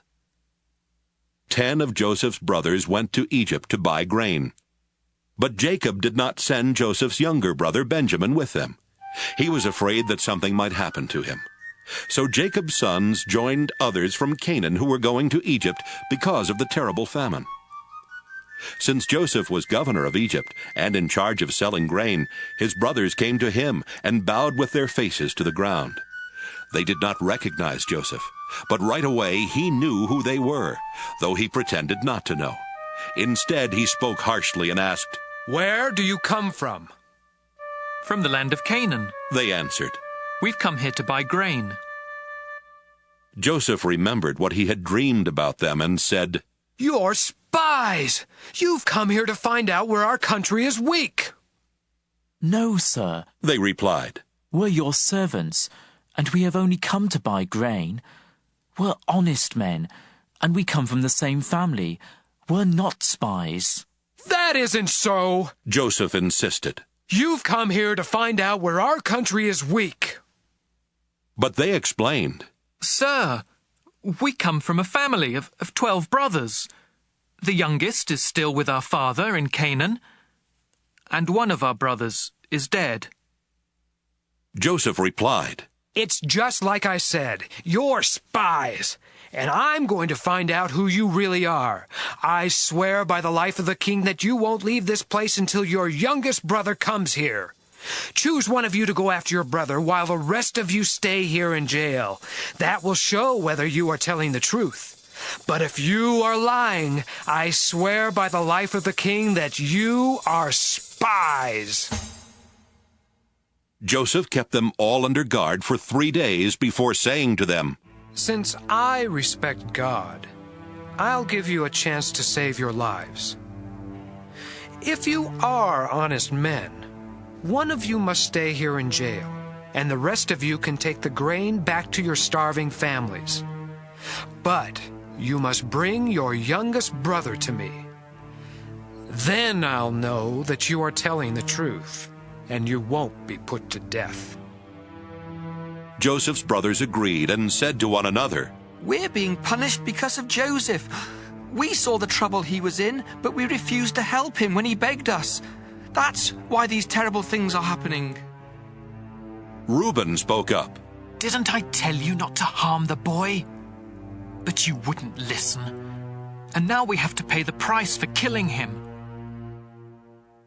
They did not know that Joseph could understand them, since he was speaking through an interpreter. Joseph turned away from them and cried, but soon he turned back and spoke to them again. Then he had Simeon tied up and taken away while they watched. Joseph gave orders for his brothers' grain sacks to be filled with grain, and for their money to be put in their sacks. He also gave orders for them to be given food for their journey home. After this was done, they each loaded the grain on their donkeys and left. When they stopped for the night, one of them opened his sack to get some grain for his donkey, and right away he saw his money bag. "Here's my money," he told his brothers. "Right here in my sack." They were trembling with fear as they stared at one another and asked themselves, "What has God done to us?" When they returned to the land of Canaan, they told their father Jacob everything that had happened to them. "The governor of Egypt was rude and treated us like spies. But we told him we're honest men, not spies. We come from a family of 12 brothers. The youngest is still with our father in Canaan, and the other is dead." Then the governor of Egypt told us, "I'll find out if you really are honest. Leave one of your brothers here with me while you take the grain to your starving families. But bring your youngest brother to me, so I can be certain that you are honest men and not spies. After that, I'll let your other brother go free, and you can stay here and trade." When the brothers started emptying their sacks of grain, they found their money bags in them. They were frightened, and so was their father Jacob, who said, "You have already taken my sons Joseph and Simeon from me, and now you want to take away Benjamin. Everything is against me." Reuben spoke up. "Father, if I don't bring Benjamin back, you can kill both of my sons. Trust me with him, and I will bring him back." But Jacob said, "I won't let my son Benjamin go down to Egypt with the rest of you. His brother is already dead, and he is the only son I have left. I am an old man, and if anything happens to him on the way, I'll die from sorrow, and all of you will be to blame." Genesis 43. The famine in Canaan got worse. until finally Jacob's family had eaten all the grain they had bought in Egypt. So Jacob said to his sons, "Go back and buy some more grain." Judah replied, "The governor strictly warned us that we would not be allowed to see him unless we brought our youngest brother with us. If you let us take Benjamin along, we will go and buy grain, but we won't go without him." Jacob asked, "Why did you cause me so much trouble by telling the governor you had another brother?" They answered, "He asked a lot of questions about us and our family. He wanted to know if you were still alive and if we had any more brothers. All we could do was answer his questions. How could we know he would tell us to bring along our brother?"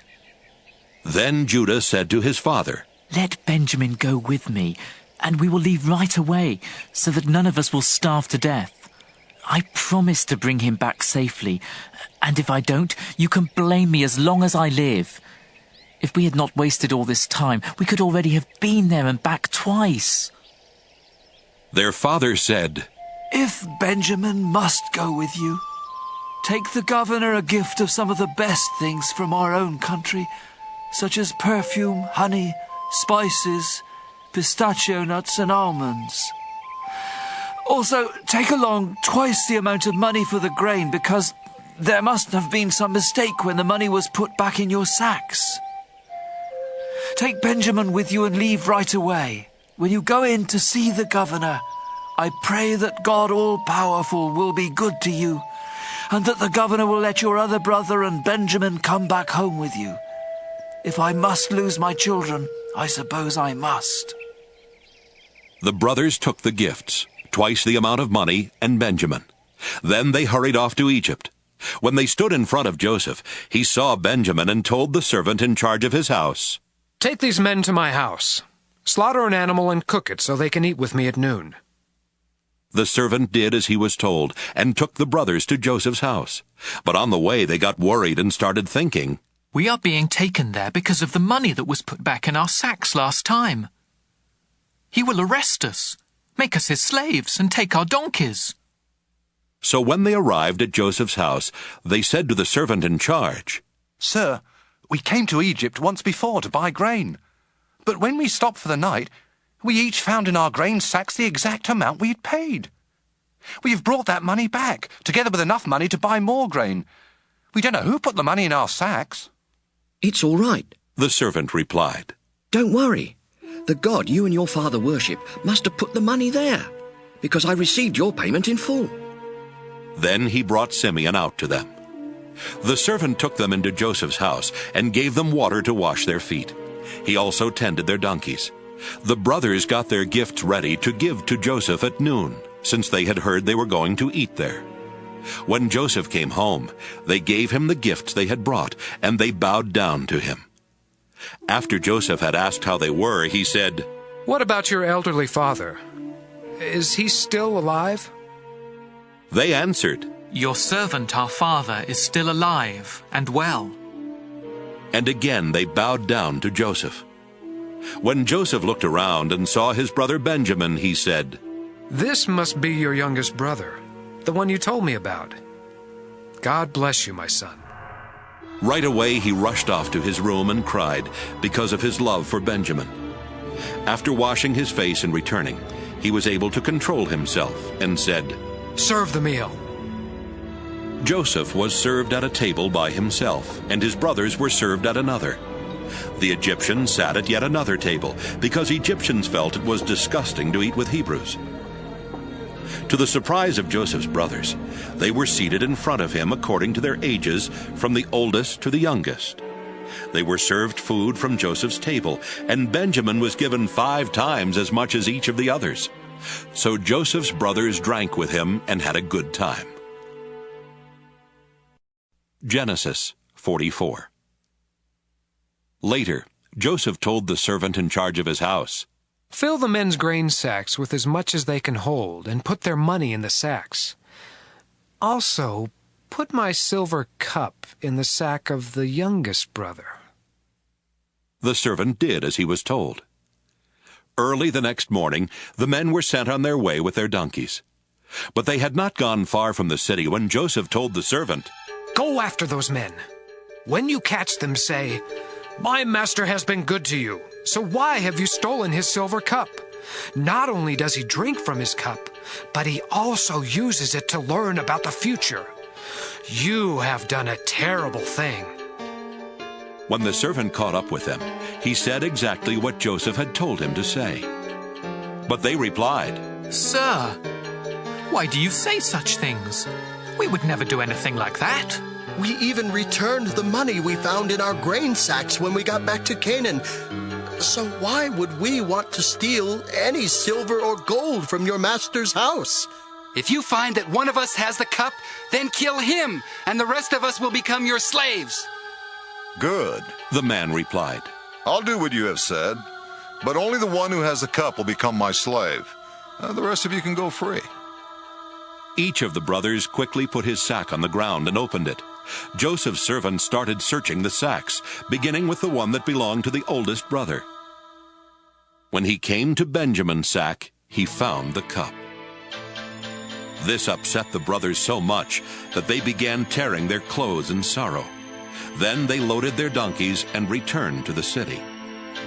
When Judah and his brothers got there, Joseph was still at home. So they bowed down to Joseph, who asked them, "What have you done? Didn't you know I could find out?"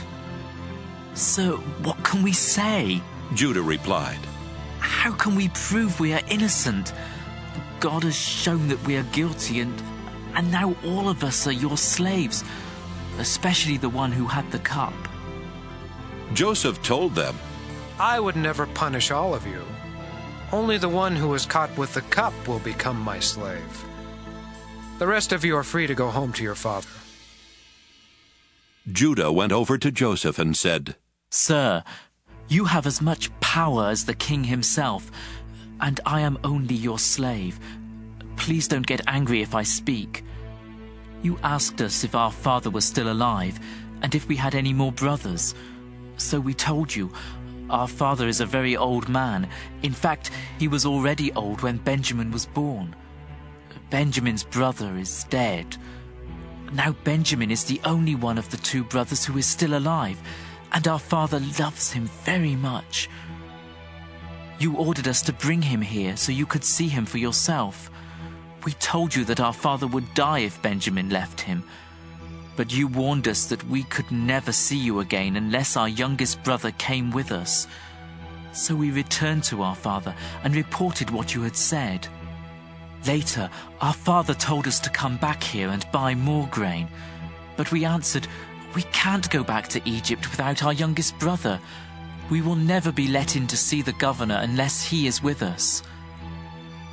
Sir, our father then reminded us that his favorite wife had given birth to 2 sons.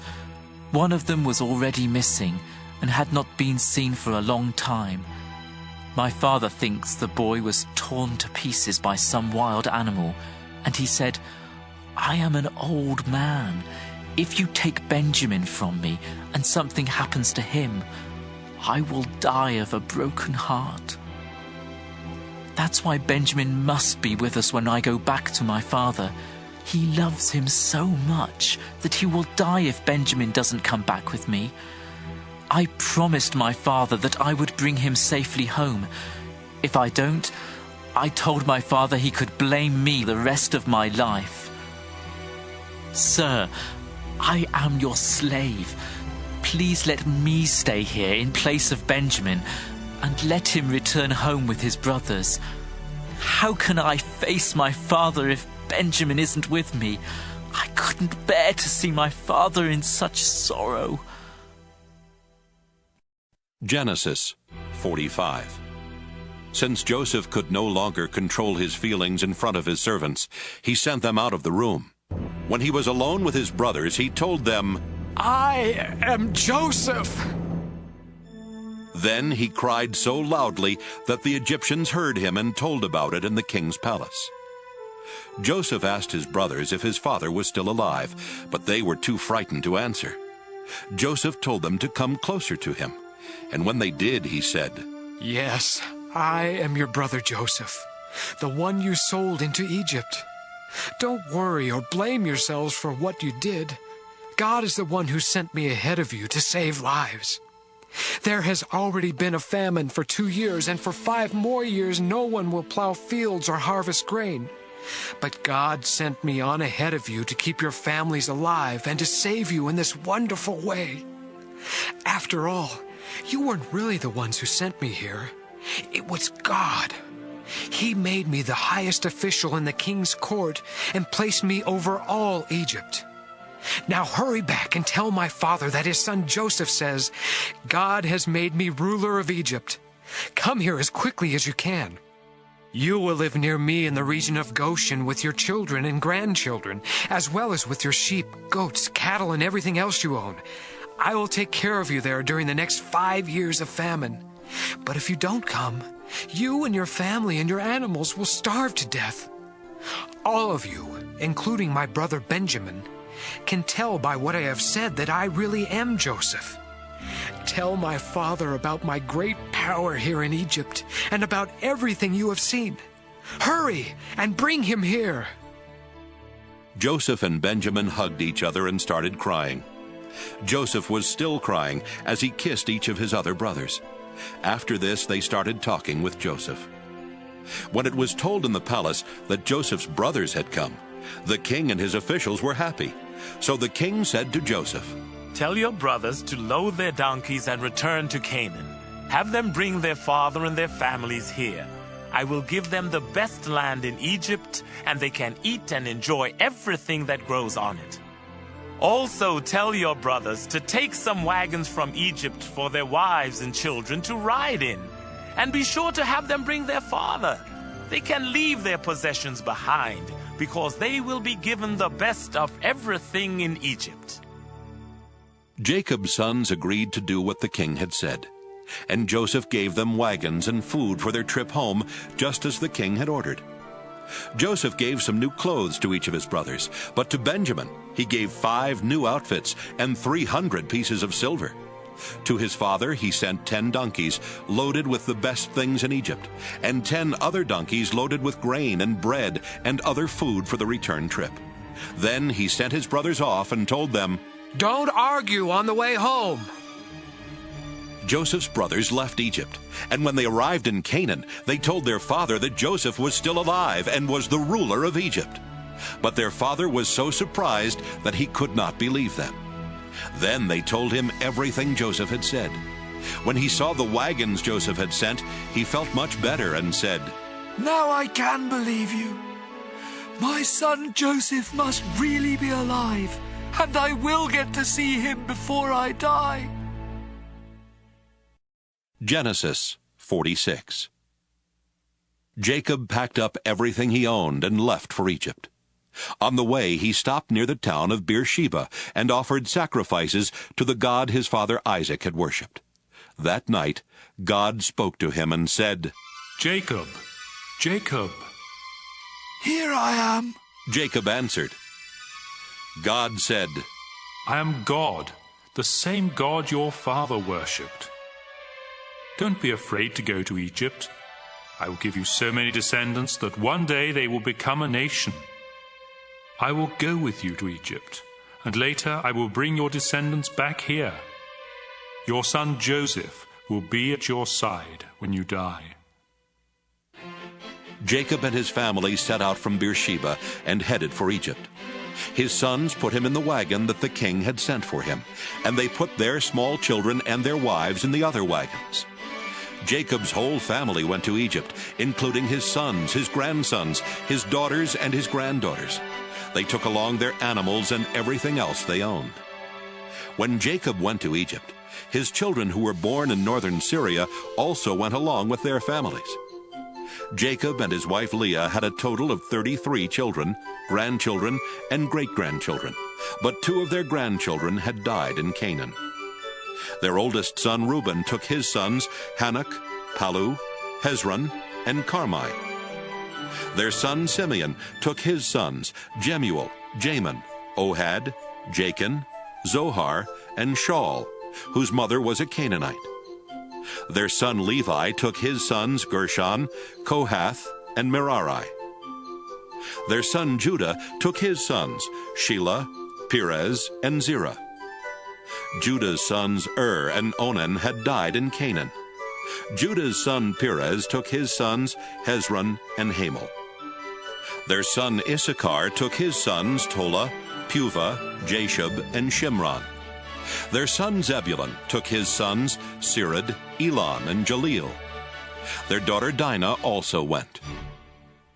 Jacob and Zilpah, the servant woman Laban had given his daughter Leah, had a total of 16 children, grandchildren, and great-grandchildren.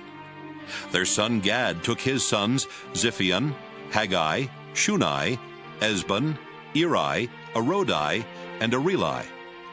Their son Asher took his sons Imnah, Ishva, Ishvi, and Beriah, who took his sons Heber and Malchiel. Serah, the daughter of Asher, also went. Jacob and Rachel had 14 children and grandchildren. Their son Joseph was already in Egypt, where he had married Asenath, daughter of Potipherah, the priest of Heliopolis. Joseph and Asenath had 2 sons, Manasseh and Ephraim. Jacob and Rachel's son Benjamin took his sons Bela, Becher, Ashbel, Gera, Naaman, Ehi, Rosh, Muppim, Huppim, and Ard.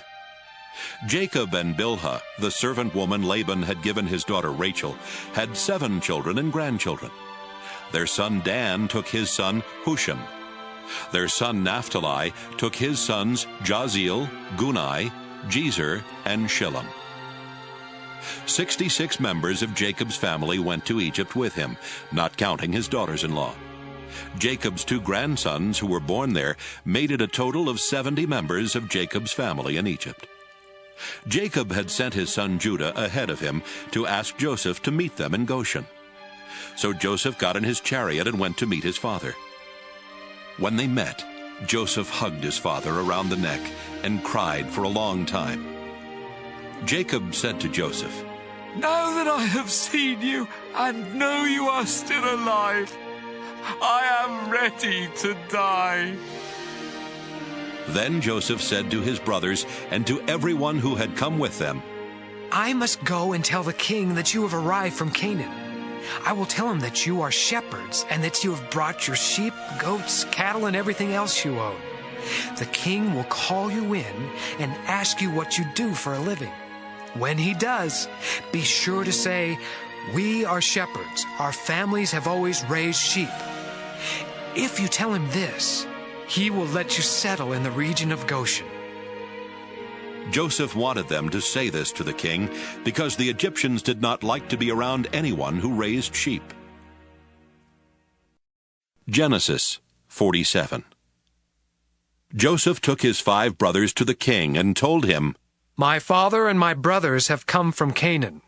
They have brought their sheep, goats, cattle, and everything else they own to the region of Goshen. Then he introduced his brothers to the king, who asked them, "What do you do for a living?" "Sir, we are shepherds," was their answer.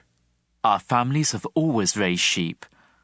But in our country, all the pastures are dried up, and our sheep have no grass to eat. So we, your servants, have come here. Please, let us live in the region of Goshen." The king said to Joseph, "It's good that your father and brothers have arrived. I will let them live anywhere they choose in the land of Egypt, but I suggest that they settle in Goshen, the best part of our land. I would also like for your finest shepherds to watch after my own sheep and goats." Then Joseph brought his father Jacob and introduced him to the king. Jacob gave the king his blessing, and the king asked him, "How old are you?" Jacob answered, "I have lived only 130 years, and I have had to move from place to place. My parents and my grandparents also had to move from place to place, but they lived much longer, and their life was not as hard as mine." Then Jacob gave the king his blessing once again and left. Joseph obeyed the king's orders and gave his father and brothers some of the best land in Egypt near the city of Ramesses. Joseph also provided food for their families. The famine was bad everywhere in Egypt and Canaan, and the people were suffering terribly. So Joseph sold them the grain that had been stored up, and he put the money in the king's treasury. But when everyone had run out of money, the Egyptians came to Joseph and demanded, "Give us more grain! If you don't, we'll soon be dead, because our money's all gone!" "If you don't have any money," Joseph answered, "give me your animals, and I'll let you have some grain." From then on, they brought him their horses and donkeys and their sheep and goats in exchange for grain. Within a year, Joseph had collected every animal in Egypt. Then the people came to him and said, "Sir, there's no way we can hide the truth from you. We are broke, and we don't have any more animals. We have nothing left except ourselves and our land." "Don't let us starve and our land be ruined. If you'll give us grain to eat and seed to plant, we'll sell ourselves and our land to the king. We'll become his slaves." The famine became so severe that Joseph finally bought every piece of land in Egypt for the king and made everyone the king's slaves except the priests. The king gave the priests a regular food allowance, so they did not have to sell their land. Then Joseph said to the people, "You and your land now belong to the king. I am giving you seed to plant, but 1/5 of your crops must go to the king. You can keep the rest as seed or as food for your families." "Sir, you have saved our lives," they answered. "We are glad to be slaves of the king." Then Joseph made a law that 1/5 of the harvest would always belong to the king. Only the priests did not lose their land. The people of Israel made their home in the land of Goshen, where they became prosperous and had large families. Jacob himself lived there for 17 years before dying at the age of 147. When Jacob knew he did not have long to live, he called in Joseph and said, "If you really love me, you must make a solemn promise not to bury me in Egypt. Instead, bury me in the place where my ancestors are buried." "I will do what you have asked," Joseph answered. "Will you give me your word?" Jacob asked. "Yes, I will," Joseph promised. After this, Jacob bowed down and prayed at the head of his bed. Genesis 48. Joseph was told that his father Jacob had become very sick. So Joseph went to see him and took along his 2 sons Manasseh and Ephraim. When Joseph arrived, someone told Jacob, "Your son Joseph has come to see you." Jacob sat up in bed, but it took almost all his strength. Jacob told Joseph, "God all-powerful appeared to me at Luz in the land of Canaan, where he gave me his blessing and promised, 'I will give you a large family with many descendants that will grow into a nation. And I am giving you this land that will belong to you and your family forever.'" Then Jacob went on to say, "Joseph, your 2 sons Ephraim and Manasseh were born in Egypt, but I accept them as my own, just as Reuben and Simeon are mine. Any children you have later will be considered yours, but their inheritance will come from Ephraim and Manasseh. Unfortunately, your mother Rachel died in Canaan after we had left northern Syria and before we reached Bethlehem, and I had to bury her along the way." Jacob was very old and almost blind. He did not recognize the 2 boys, and so he asked Joseph, "Who are these boys?" Joseph answered, "They are my sons. God has given them to me here in Egypt." "Bring them to me," Jacob said. "I want to give them my blessing." Joseph brought the boys to him, and he hugged and kissed them. Jacob turned to Joseph and told him, "For many years I thought you were dead, and that I would never see you again. But now God has even let me live to see your children." Then Joseph made his sons move away from Jacob's knees, and Joseph bowed down in front of him with his face to the ground. After Joseph got up, he brought his 2 sons over to Jacob again. He led his younger son Ephraim to the left side of Jacob, and his older son Manasseh to the right. But before Jacob gave them his blessing, he crossed his arms, putting his right hand on the head of Ephraim and his left hand on the head of Manasseh. Then he gave Joseph his blessing and said, My grandfather Abraham and my father Isaac worshipped the Lord God. He has been with me all my life, and his angel has kept me safe. Now I pray that he will bless these boys, and that my name and the names of Abraham and Isaac will live on because of him. I ask God to give them many children and many descendants as well. Joseph did not like it when he saw his father place his right hand on the head of the younger son. So he tried to move his father's right hand from Ephraim's head and place it on Manasseh. Joseph said, Father, you have made a mistake. This is the older boy. Put your right hand on him. But his father said, Son, I know what I am doing. It's true that Manasseh's family will someday become a great nation, but Ephraim will be even greater than Manasseh, because his descendants will become many great nations. Jacob told him that in the future the people of Israel would ask God's blessings on one another by saying, I pray for God to bless you as much as he blessed Ephraim and Manasseh. Jacob put Ephraim's name first to show that he would be greater than Manasseh. After that, Jacob said, Joseph, you can see that I won't live much longer. But God will be with you and will lead you back to the land he promised our family long ago. Meanwhile, I'm giving you the hillside I captured from the Amorites. Genesis 49. Jacob called his sons together and said, My sons, I am Jacob, your father Israel. Come, gather around as I tell your future.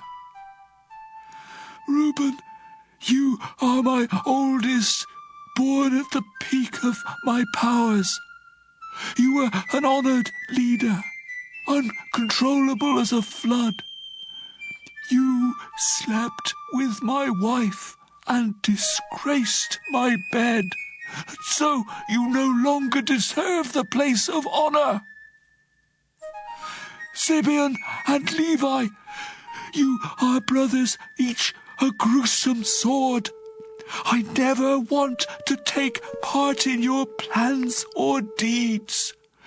You slaughtered people in your anger, and you crippled cattle for no reason. Now I place a curse on you because of your fierce anger. Your descendants will be scattered among the tribes of Israel. Judah, you will be praised by your brothers. They will bow down to you as you defeat your enemies. My son, you are a lion ready to eat your victim. You are terribly fierce. No one will bother you. You will have power and rule until nations obey you and come bringing gifts. You will tie your donkey to a choice grapevine and wash your clothes in wine from those grapes. Your Your eyes are darker than wine, your teeth whiter than milk. Zebulun, you will settle along the seashore and provide safe harbors as far north as Sidon. Issachar, you are a strong donkey resting in the meadows. You found them so pleasant that you worked too hard and became a slave. Dan, you are the tribe that will bring justice to Israel. You are a snake that bites the heel of a horse, making its rider fall. Oh, Lord, I am waiting for you to save us. Gad, you will be attacked. Then attack your attackers. Asher, you will eat food fancy enough for a king. Naphtali, you are a wild deer with lovely fawns. Joseph, you are a fruitful vine growing near a stream and climbing a wall. Enemies attacked with arrows, refusing to show mercy. But you stood your ground, swiftly shooting back with the help of Jacob's God, the all-powerful one. His name is the Shepherd, Israel's mighty rock. Your help came from the God your father worshipped, from God all-powerful. God will bless you with rain and streams from the earth. He will bless you with many descendants. My son, the blessings I give are better than the promise of ancient mountains or eternal hills. Joseph, I pray these blessings will come to you because you are the leader of your brothers. Benjamin, you are a fierce wolf, destroying your enemies morning and evening. These are the 12 tribes of Israel. And this is how Jacob gave each of them their proper blessings. Jacob told his sons, Soon I will die, and I want you to bury me in Machpelah cave.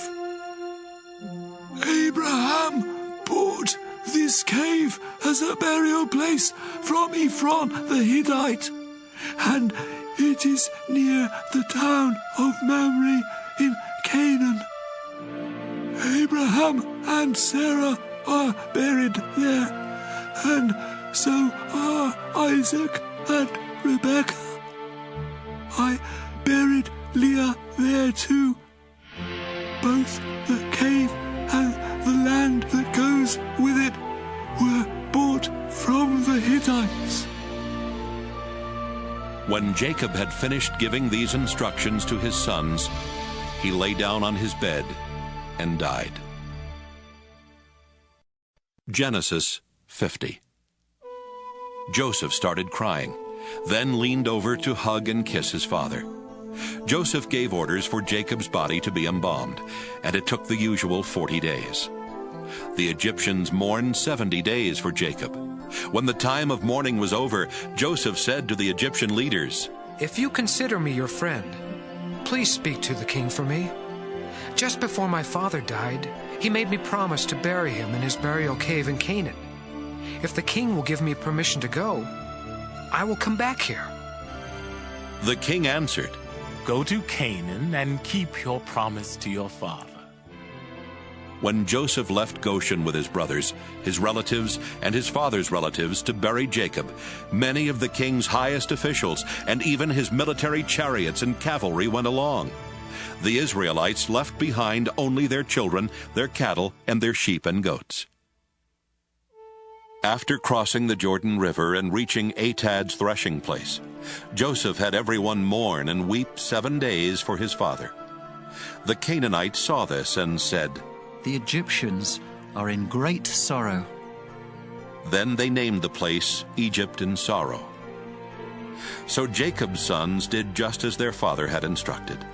They took him to Canaan and buried him in Machpelah cave, the burial place Abraham had bought from Ephron the Hittite. After the funeral, Joseph, his brothers, and everyone else returned to Egypt.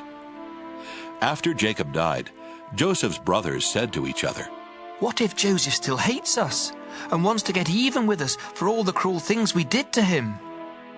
So they sent this message to Joseph. Before our father died, he told us, "You did some cruel and terrible things to Joseph, but you must ask him to forgive you." Now we ask you to please forgive the terrible things we did. After all, we serve the same God that your father worshipped. When Joseph heard this, he started crying. Right then, Joseph's brothers came and bowed down to the ground in front of him and said, "We are your slaves." But Joseph told them, "Don't be afraid. I have no right to change what God has decided. You tried to harm me, but God made it turn out for the best, so that he could save all these people as he is now doing. Don't be afraid. I will take care of you and your children." After Joseph said this, his brothers felt much better. Joseph lived in Egypt with his brothers until he died at the age of 110. Joseph lived long enough to see Ephraim's children and grandchildren. He also lived to see the children of Manasseh's son Machir, and he welcomed them into his family. Before Joseph died, he told his brothers, "I won't live much longer, but God will take care of you and lead you out of Egypt to the land he promised Abraham, Isaac, and Jacob. Now promise me that you will take my body with you when God leads you to that land." So Joseph died in Egypt at the age of 110. His body was embalmed and put in a coffin.